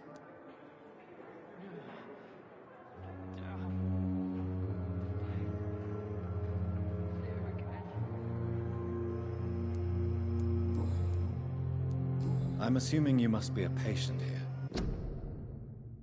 Am I right, Miss Howcroft? It's only a cover. To hide from my enemies. I can leave whenever I want. As a woman, a spirit, fog, or bat.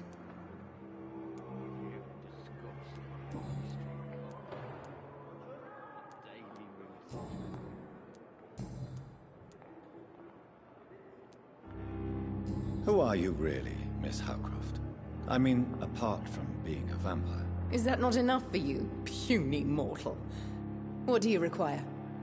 Proof of my powers? I'm curious to know who you were before becoming a vampire. No, it's such a long time ago, I don't remember. Centuries of unholy life can have strange effects on one's minds, you see?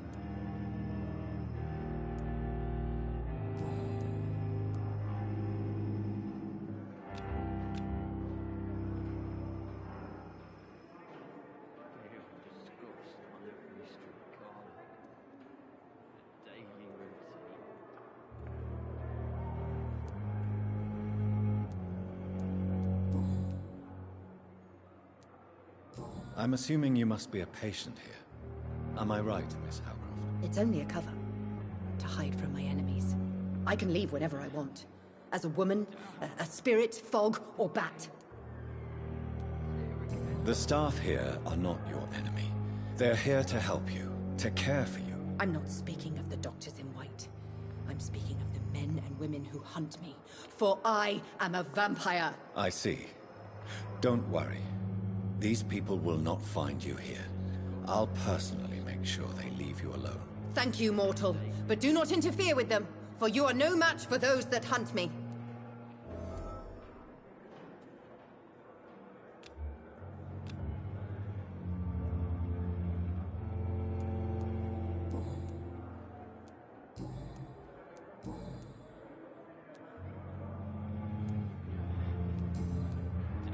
I'll leave you, Mistress of the Dark, to your nocturnal activities. I wish I could be sick again.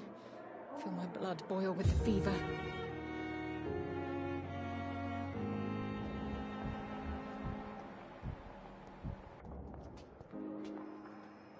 Good evening, sir.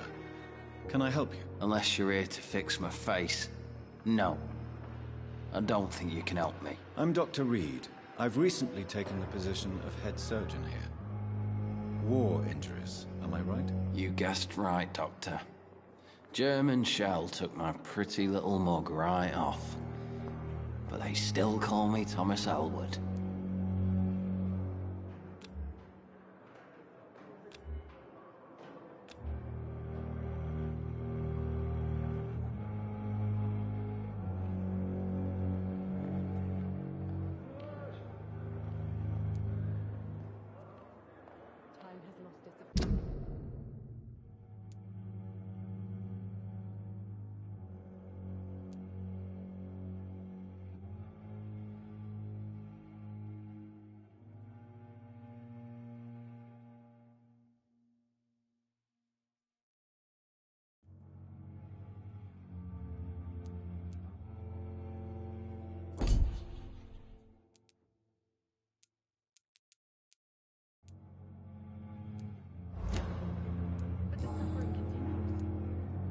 How is your stay with us, Mr. Elwood? Oh, it's bliss. I just escaped death in the trenches to be surrounded again by the moans of the dying. Can I ask you precisely why you're a patient here? It's the pain, sir. The drugs don't work. It just hurts under the scars, if you get my drift. Who is treating you?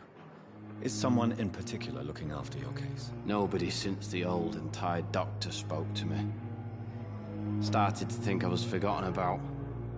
Wouldn't blame you. You don't seem worried by that. My face hurts so much more when I smile or cry. I've learned it's easier not to speak. But be assured I'm smiling inside. Can I do anything for your pain? Nurses gave me a bunch of pills. No effect. Told you. It's like the flames are under my skin, burning away.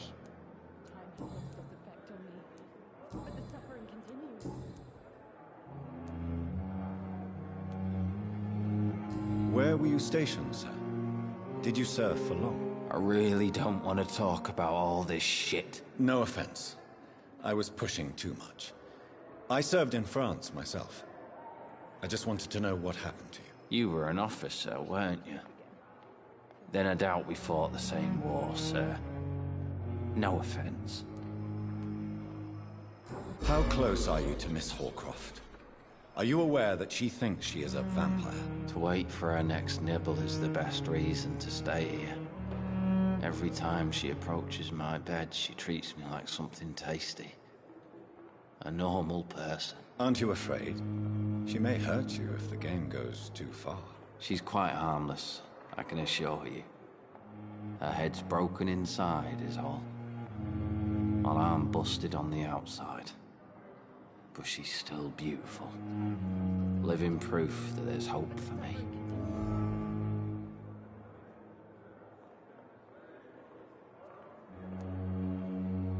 So do you let her bite you?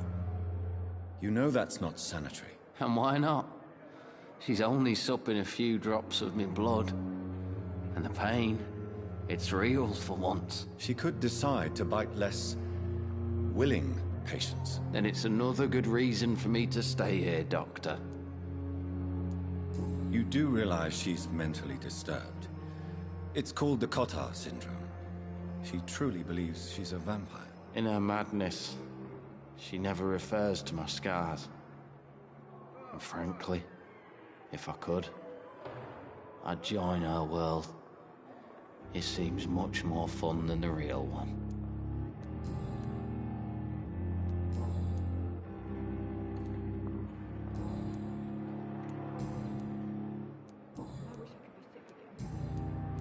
Goodbye for now, Mr. Elwood.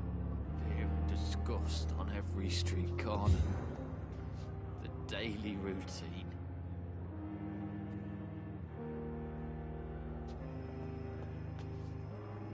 I wonder what your last thoughts would be, sir.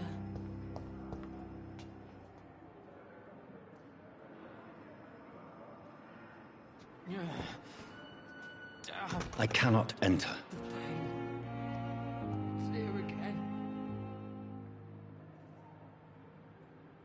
Good evening, Mr. Hampton. How do you feel?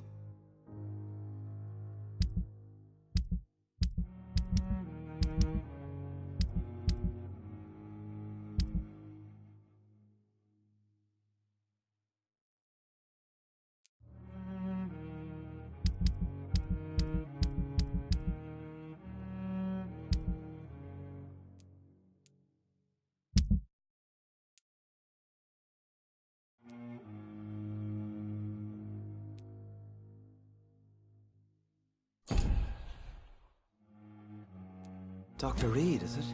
Oh, Sora, I must apologize for my behavior. What do you mean? I was not myself in the factory. Fear and exhaustion made me say awful things to you, I'm afraid. You remained perfectly nice and polite. A little delirious, perhaps. But who wouldn't be after enduring an abduction? Thank you, Doctor. That's a relief. Now all I need to do is rest and return to my flock.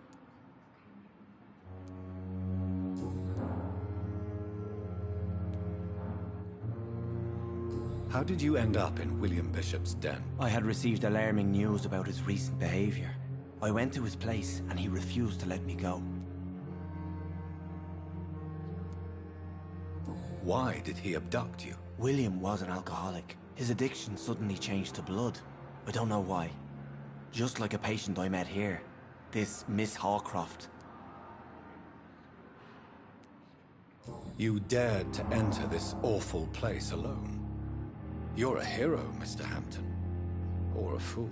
I'm just a man trying to help his friends, Dr. Reed. William Bishop was a conflicted soul, searching for light.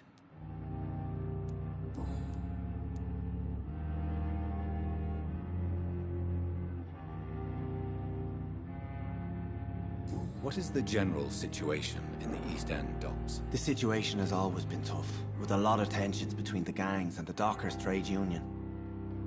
The Wet Boot Boys are very nervous since they lost their leader.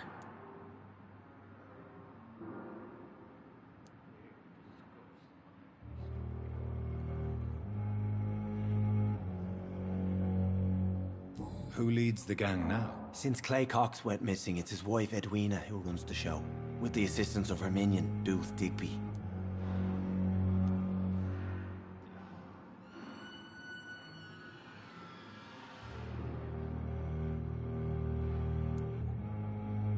Has the gang been threatening you? Ah, no. I've had this nickname for so long, you know, the sad saint of the East End. No one dares to bug a saint, not even criminals. Do you know Tom Watts, the bartender from the Turtle? I met him before I found you in the canning factory. Tom? Yes, of course. Always the helping hand, good old Tom. Without men like him, corruption and despair would have wiped out the East End long ago. People are still in despair. How could it be otherwise? The authorities have left us all to rot in this contagious nightmare. No drugs, no advice, nothing. It's a damn shame. Who should I avoid in this part of town, then? Any particularly evil figures? Not really. Most men and women are just doing their best. And it's not my habit to speak ill of people I know, Doctor.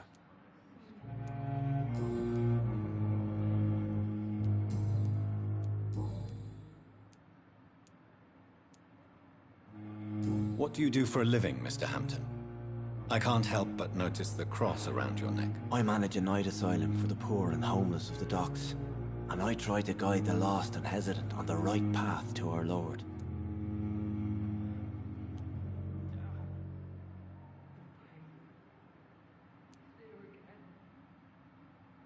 Are you a priest, Mr. Hampton? A deacon, maybe? Not at all, Doctor. I'm just a man of faith willing to preach the good word. Why didn't you use your cross against William Bishop? To repel him somehow? That's a very strange question, Doctor. A cross is no magical token, if that's what you were trying to say. Not mine, anyway. How do you feel, Mr. Hampton? Medically speaking, I mean. I feel exhausted. Beyond exhaustion, actually. William drank so much of my blood in his madness. I feel empty. You're in good hands here.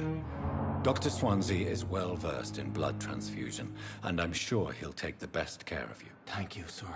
I believe all I need is rest. And then I can go back to the people who need me. Have you made friends since you arrived? Not really. But I recognize Miss Harriet Jones. I knew her when she lived by the docks. That poor woman had such a miserable life. You never came to see her here at Pembroke? Receiving visits when sick can be an important part of the healing process, you know.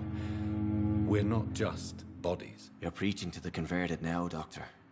To be truly honest, I thought she was dead. She left the docks many months ago. Goodbye, Mr. Hampton. We'll talk again later. The daily routine.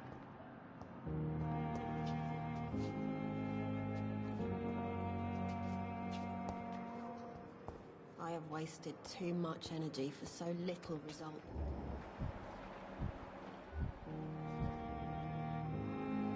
It's there again.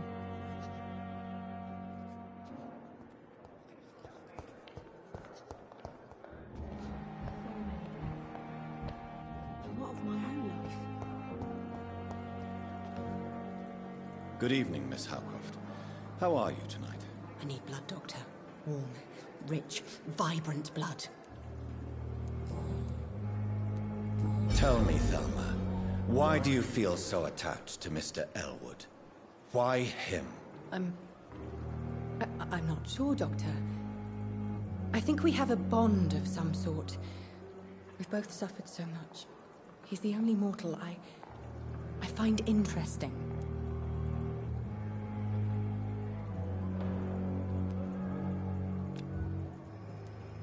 Do you plan to make him a vampire too? Of course not. How could I inflict my curse on anybody else? I'm not that cruel, Doctor. Would you say you and Mr. Elwood are romantically involved? No. No, Thomas is a delicate soul. Even though he disguises it. But I am not the woman he needs. No, for I am a vampire, Doctor.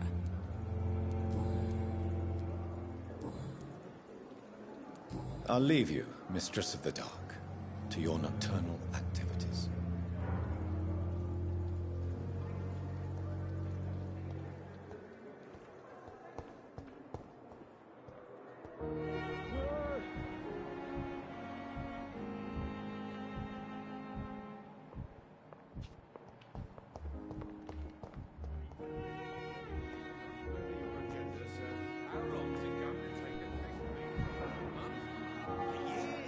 Good evening, sir. I'm Dr. Reed. I believe we're going to be colleagues. Reed? Yes, I've been informed about your arrival. I'm Waverly Ackroyd. Welcome aboard, I suppose. Does my arrival inconvenience you in some way, Dr. Ackroyd? Let us just say that I don't particularly share Dr. Swansea's enthusiasm for hiring you. What we need here are reliable professionals, not overrated dabblers.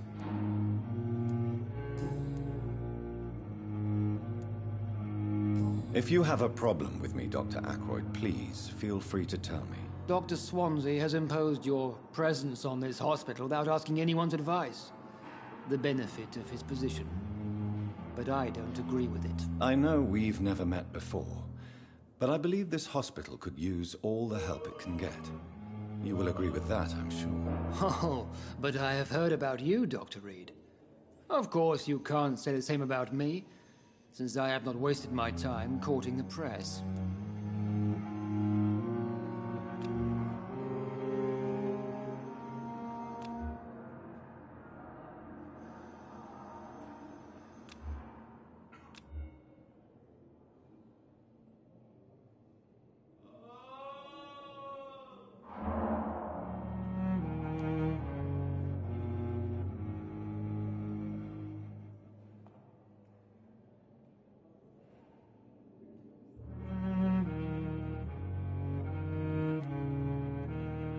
Aren't you too old for such jealousy?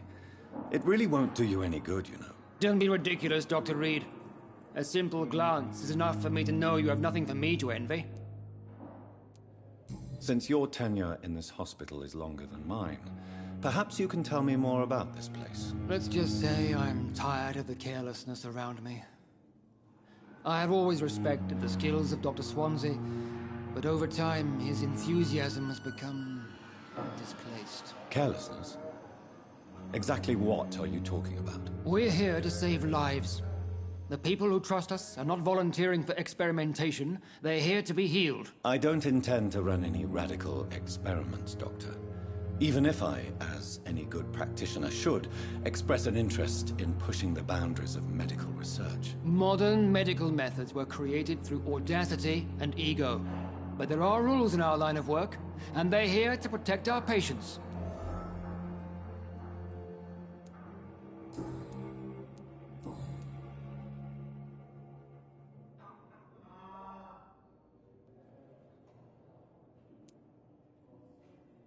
It seems you have bad memories of your military service. I refuse to see this industrial slaughter as scientific progress.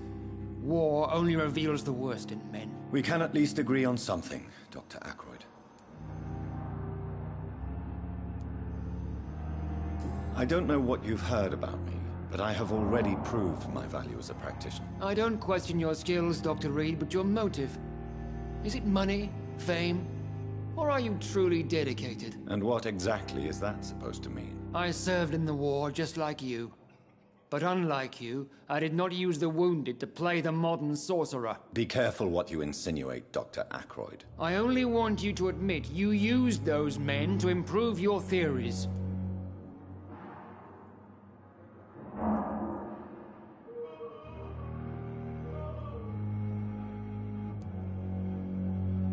This is ridiculous. My blood transfusion technique saved many lives, and you know it. You see? That is exactly what I hate about people like you. You avoid this kind of accusation instead of facing reality.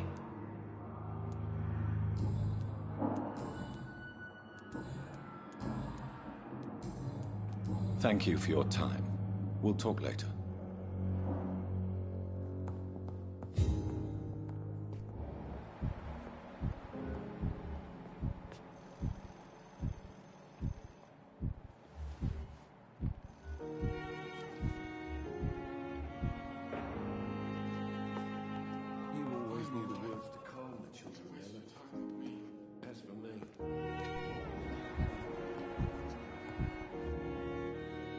Good evening, Doctor. I believe we're going to be working together. Dr. Reed. Dr. Swansea informed us of your arrival, but I could not dare to believe we'd have such good fortune. Such an honor, sir. Thank you. And you are? I am Thoreau Strickland, Dr. Thoreau Strickland. I'm a great admirer of your work, Dr. Reed.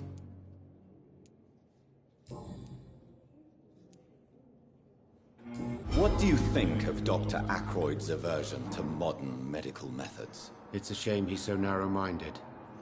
Dr. Swansea taught me that science is about exploring uncharted territory. I'm convinced that's true. With the influenza and all that's going on, you should put your differences aside, don't you think? Why is it so difficult to work together? I believe that if Dr. Ackroyd had been the one to discover the transfusion process, he would be the first to recommend its use. So you believe it's just a question of jealousy and pride? Dr. Ackroyd is as proud as he is blinded by his obsolete concept of medical science.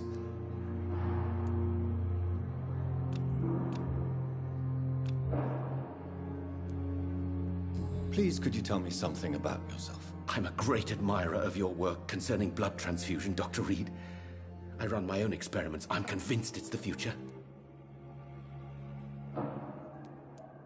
I based my technique on my mentor's research. He helped me perfect my method. What is yours? I'd rather not talk about it. For now, it's just theories and first approach. My process is purely experimental and unsuccessful. As long as you're cautious and methodical, you may remain empty-handed, but you won't fail. You're not the first one to warn me, but I am convinced knowledge is the main weapon against the ravages of this epidemic. What made you choose to be a doctor? I'm not ashamed to admit you and your work have inspired me. I am honored to have the opportunity to work by your side.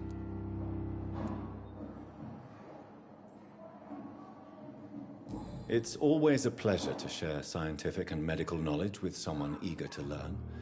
I'll be glad to help you if I can. This epidemic may be the century's most terrible disaster, but I'm convinced that we, as doctors, are the only ones able to defeat it.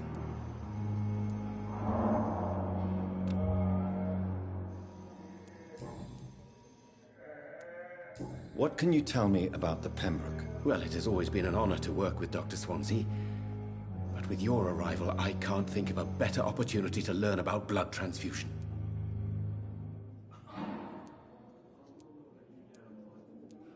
Do you need help with anything in particular? Well, yes, maybe. I'm waiting for a batch of products I ordered for my personal research, yet my supplier seems to have vanished. Do you want me to play the errand boy for you? Oh no, Dr. Reed. But if you went personally to his shop, what with your reputation and all, he wouldn't dare to refuse the products I need. I see. Well, give me the address, for I may pass by if I have time. You seem quite optimistic.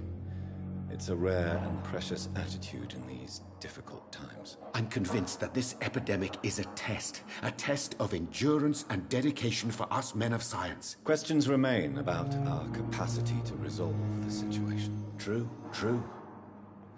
Last summer, during the first wave of the epidemic, I used to joke with Milton about the extra work. We're not smiling now.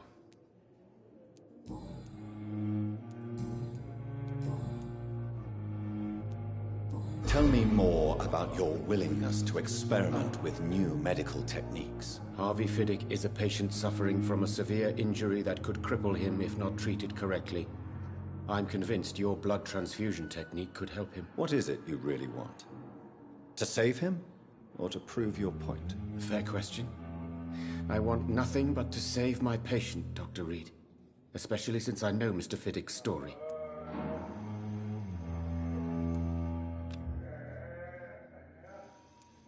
Tell me Mr. Fiddick's story. Our first diagnosis was compromised because Mr. Fiddick lied to us about the real origin of his injury. He first claimed it was an accident. But why would he hide such crucial information from us? Because he is a proud father, ashamed of putting his children at risk because of his own negligence.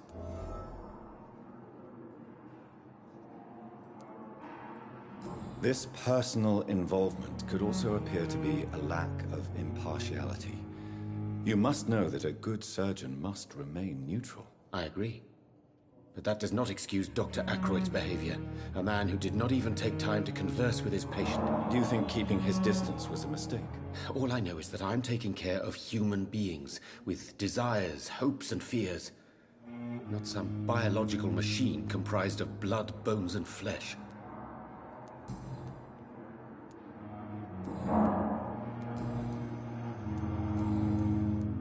Goodbye, Dr. Strickland.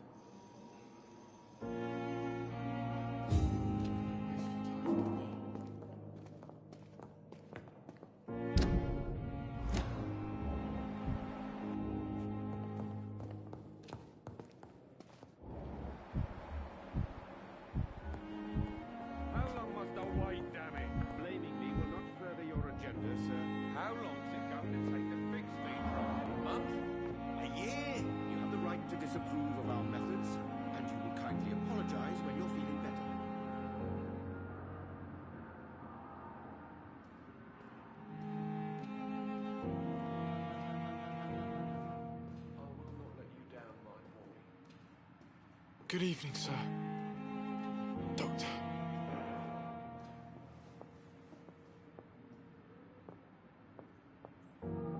This hospital seems to be falling apart. But in the circumstances, I'm willing to give you the benefit of the doubt. Good evening, madam. Can I help you? It's my son who needs you, sir. I'm Dr. Jonathan Reed. How can I help your son? I'm Beatrice Goswick, mother of Mortimer Goswick. Could you check on him, please, Dr. Reed? I've heard much of your talents as a physician.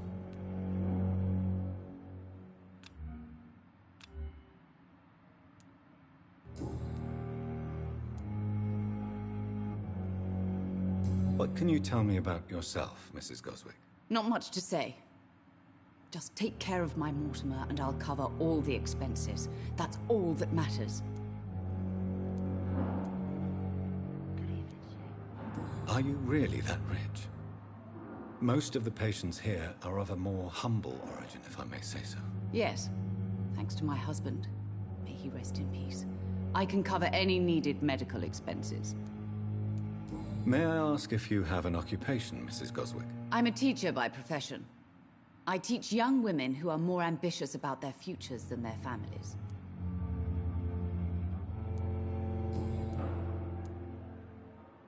What do you think of your reception here?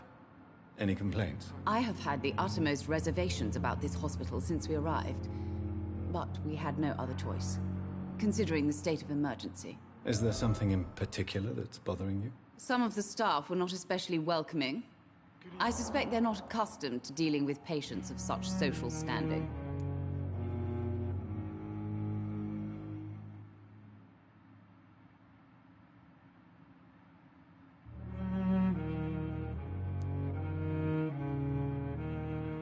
Tell me more about your arrival at the Pembroke Hospital. What gave you such a bad first impression? The ambulance driver was quite rude, for a start. And that nurse, Miss Hawkins, seems to have quite a dubious attitude. What do you mean? She managed to secure a bed for my son despite the epidemic. It was a relief, but it wasn't cheap. She charged you for a bed? Yes, and I paid without question, considering the urgency of the situation. I share your concern, Mrs. Goswick. Be sure that I'll talk to the people involved. I don't expect compensation, Dr. Reed. But I'm aware such behavior would not be tolerated in other hospitals.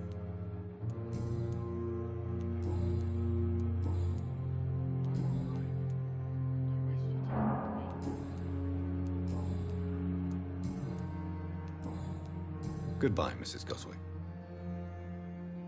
Words to calm the children.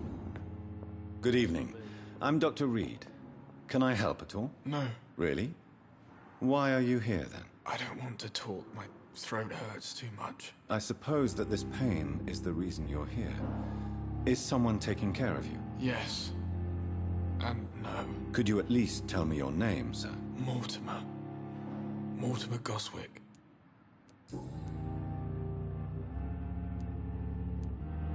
How painful is your throat, Mr. Goswick? So painful I'd rather not talk at all, Doctor. I'll let you get some rest, then. Good evening, sir. Doctor. Good evening, Mr. Goswick. How are you? I'm okay.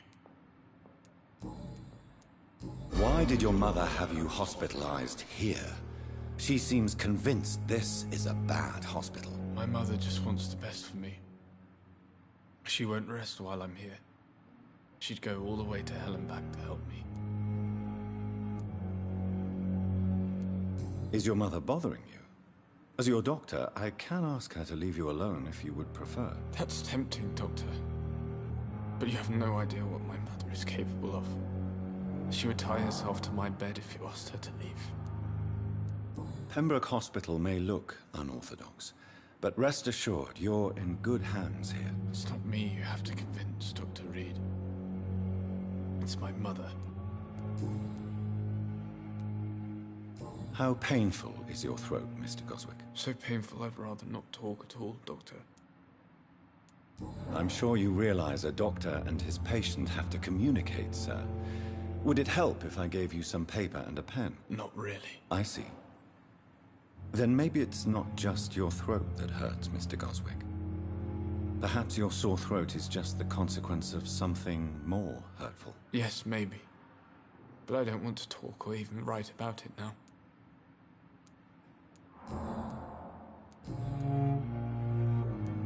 Tell me about yourself, Mr. Goswick. I don't want to talk, Doctor. I have to go now, sir. But don't hesitate to contact me if you need any help. Good evening, sir. Doctor. The children, Ellen. As for me...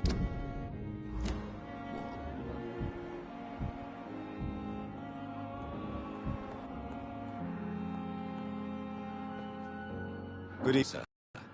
I'm Dr. Reed. May I help you? I don't know if a third opinion is needed. Your colleagues are already arguing about my condition. I see. Would you mind telling me more about your situation? I'm Harvey Fiddick. All I want is to get me bloody arm fixed properly.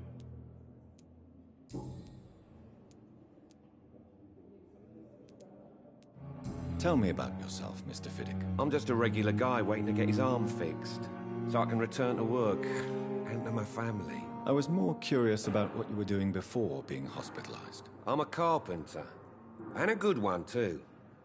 But that means I need both arms to feed my family, Dr. Reed. Are you satisfied with your treatment here? Well, it's clear that I've chosen a bad time to be injured. Forgive my bluntness, but you seem overwhelmed by cases of the flu. I won't lie to you about it. I'm afraid we are. Are you sure you don't want to operate yourself, Dr. Reed? I have the feeling you're very capable. And your colleagues seem to think so too. In other circumstances, you would be right. But for now, I don't think I can take on the responsibility. My apologies. Tell me about the doctors who are arguing about your case. Strickland and Aykroyd. They both want the best for me, but there's a lot of pride there. Doctors are no different from carpenters, it seems. What do you mean? I often had professional arguments with rivals on a building site. Difference is, I disagreed about wooden nails, not flesh and bones.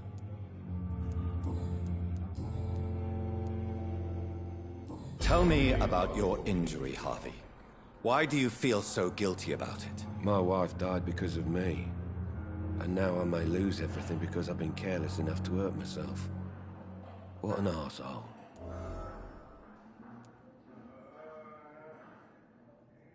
How could your job be responsible for your wife's death? I was working a double. She went out to bring me a hot meal and got caught in a German bomb raid.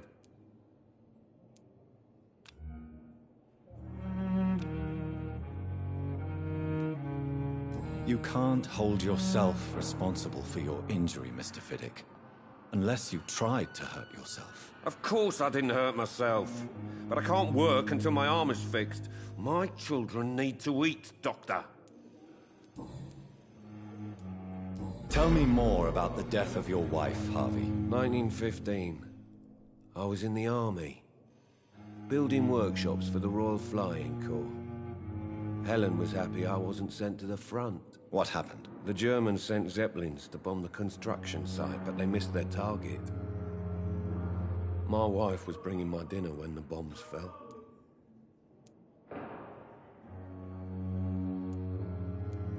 I'm sorry for your loss. So many died during the bombings. I served in France and witnessed the carnage there. I would like to say that she didn't suffer. Truth is, I have no idea. I just know that I'm all that me kids have. Poor little bleeders. How are your children after losing their mother? They were smaller then. The only good thing about this is my Helen didn't bring them with her that night.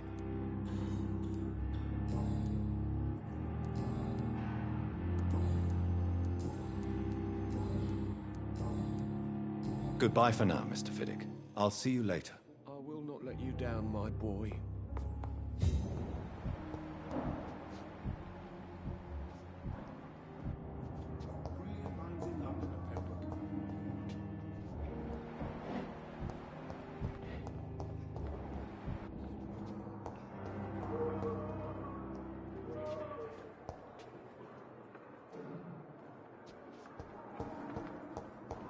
Come now, we can handle this.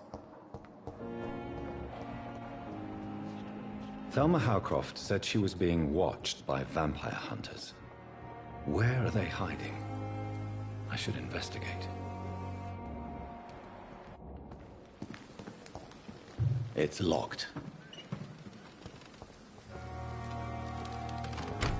It's locked.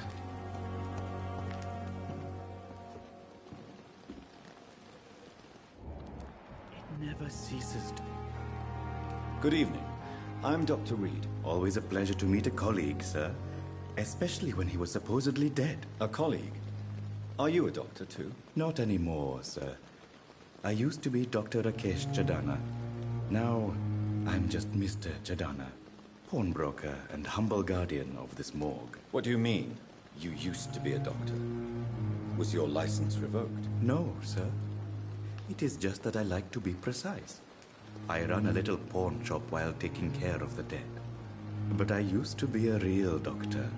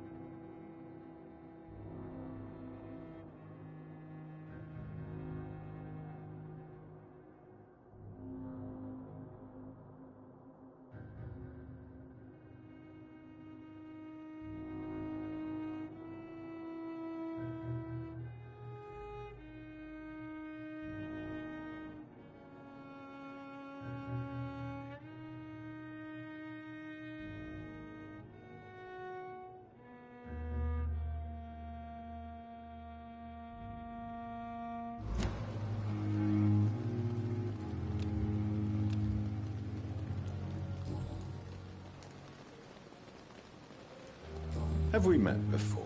I don't think so, sir. Why? When we first talked, you said you were glad to meet me since I was reported dead. Funny story, sir. Your sister came here a few nights ago. You were missing, and she was looking for your body. She must be very relieved now. Are you afraid or uneasy being surrounded by so many corpses? Why should I? These bodies are empty vessels. Flesh left to decay. Poof. No soul anymore. All gone.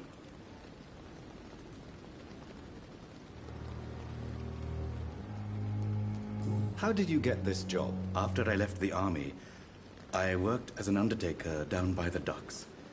A dangerous place with many an unpleasant business there. Milton Hooks helped me get a job here. An interesting point of view.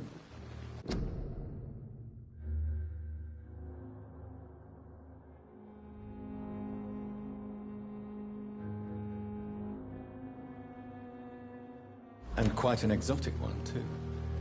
Most people fear, or at least have respect, for dead flesh. Sir, as a medic during the war, I learned to face my death and the death of others.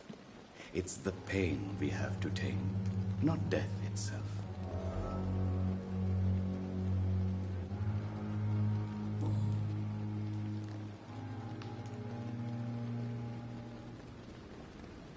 Do you work here alone? Yes, very easy work, sir. All I have to do is watch a few bodies. The situation was very different when the main morgue was still open. Why do you have to watch these bodies? Because these poor fellows have no names. We keep them in case someone comes looking for the missing. Sadly, very rarely happens. Why close the hospital's main morgue? It was for sanitary reasons after the beginning of the epidemic. Cadavers had to be moved to the nearest mass grave.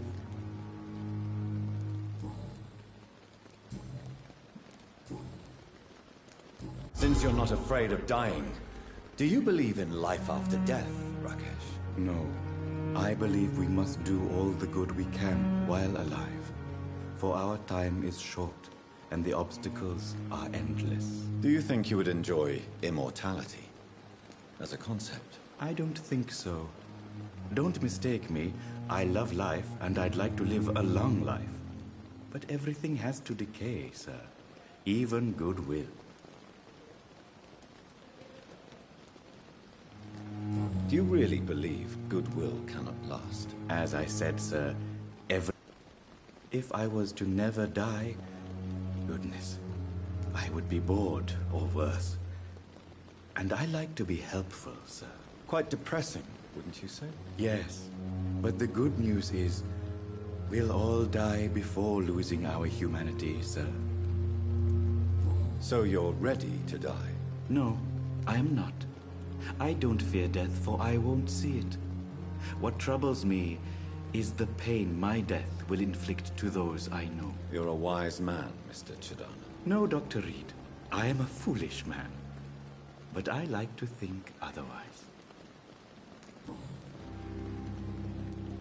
A pawnbroker? I expect you get all types of people here. Yes, sir. All kind of people. For I sell all kind of goods. Who comes here to trade with you? It's very unhygienic, even unsafe. Diseases can spread. For the customers, for the hospital. I'm very cautious, sir. I've been a doctor, remember? And all my clients are good people. In fact, I think I only know good people. What kind of goods? With the quarantine, it's not always easy to buy things. So I trade, I exchange. Some people sell, some others buy. I like to help. Please show me what you have to sell. Of course. It's just trinkets and curios, really. But I'm sure they can be useful.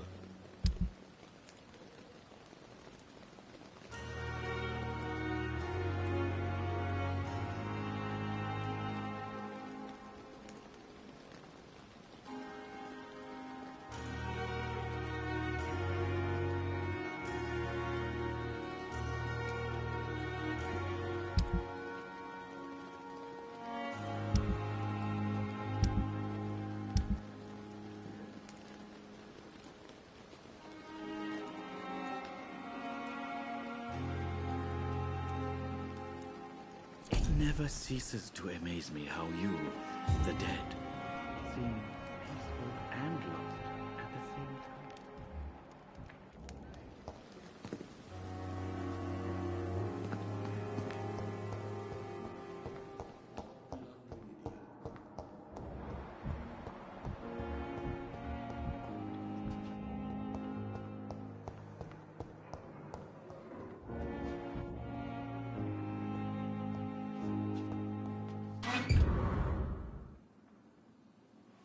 Good evening, Nurse Hawkins. Good evening, Dr. Reed.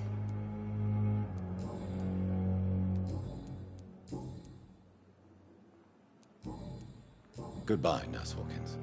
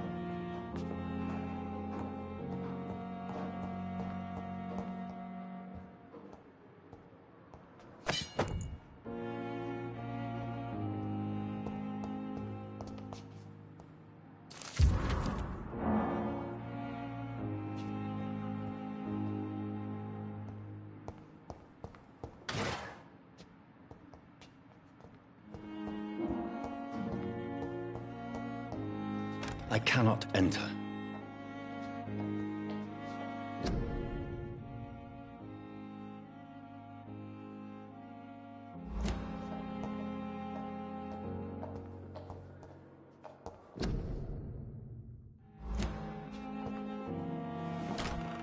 This must be the place. It's definitely away from prying eyes. Relegated to the shadows. A kingdom of my own. At least I won't be sleeping in a coffin.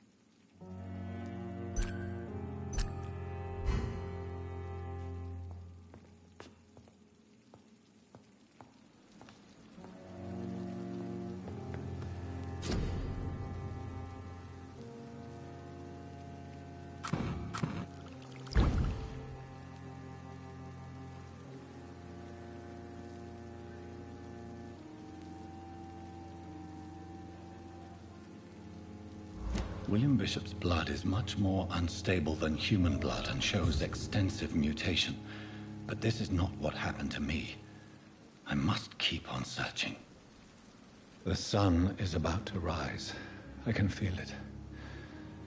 I'll continue tomorrow night, I have so much time now.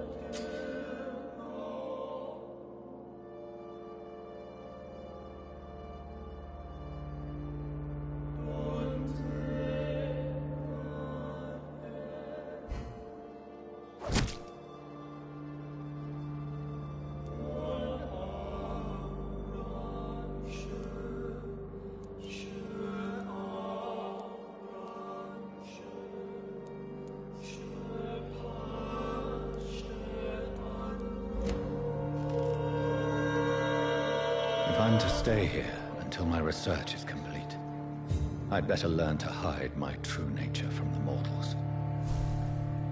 But what about my thirst for blood?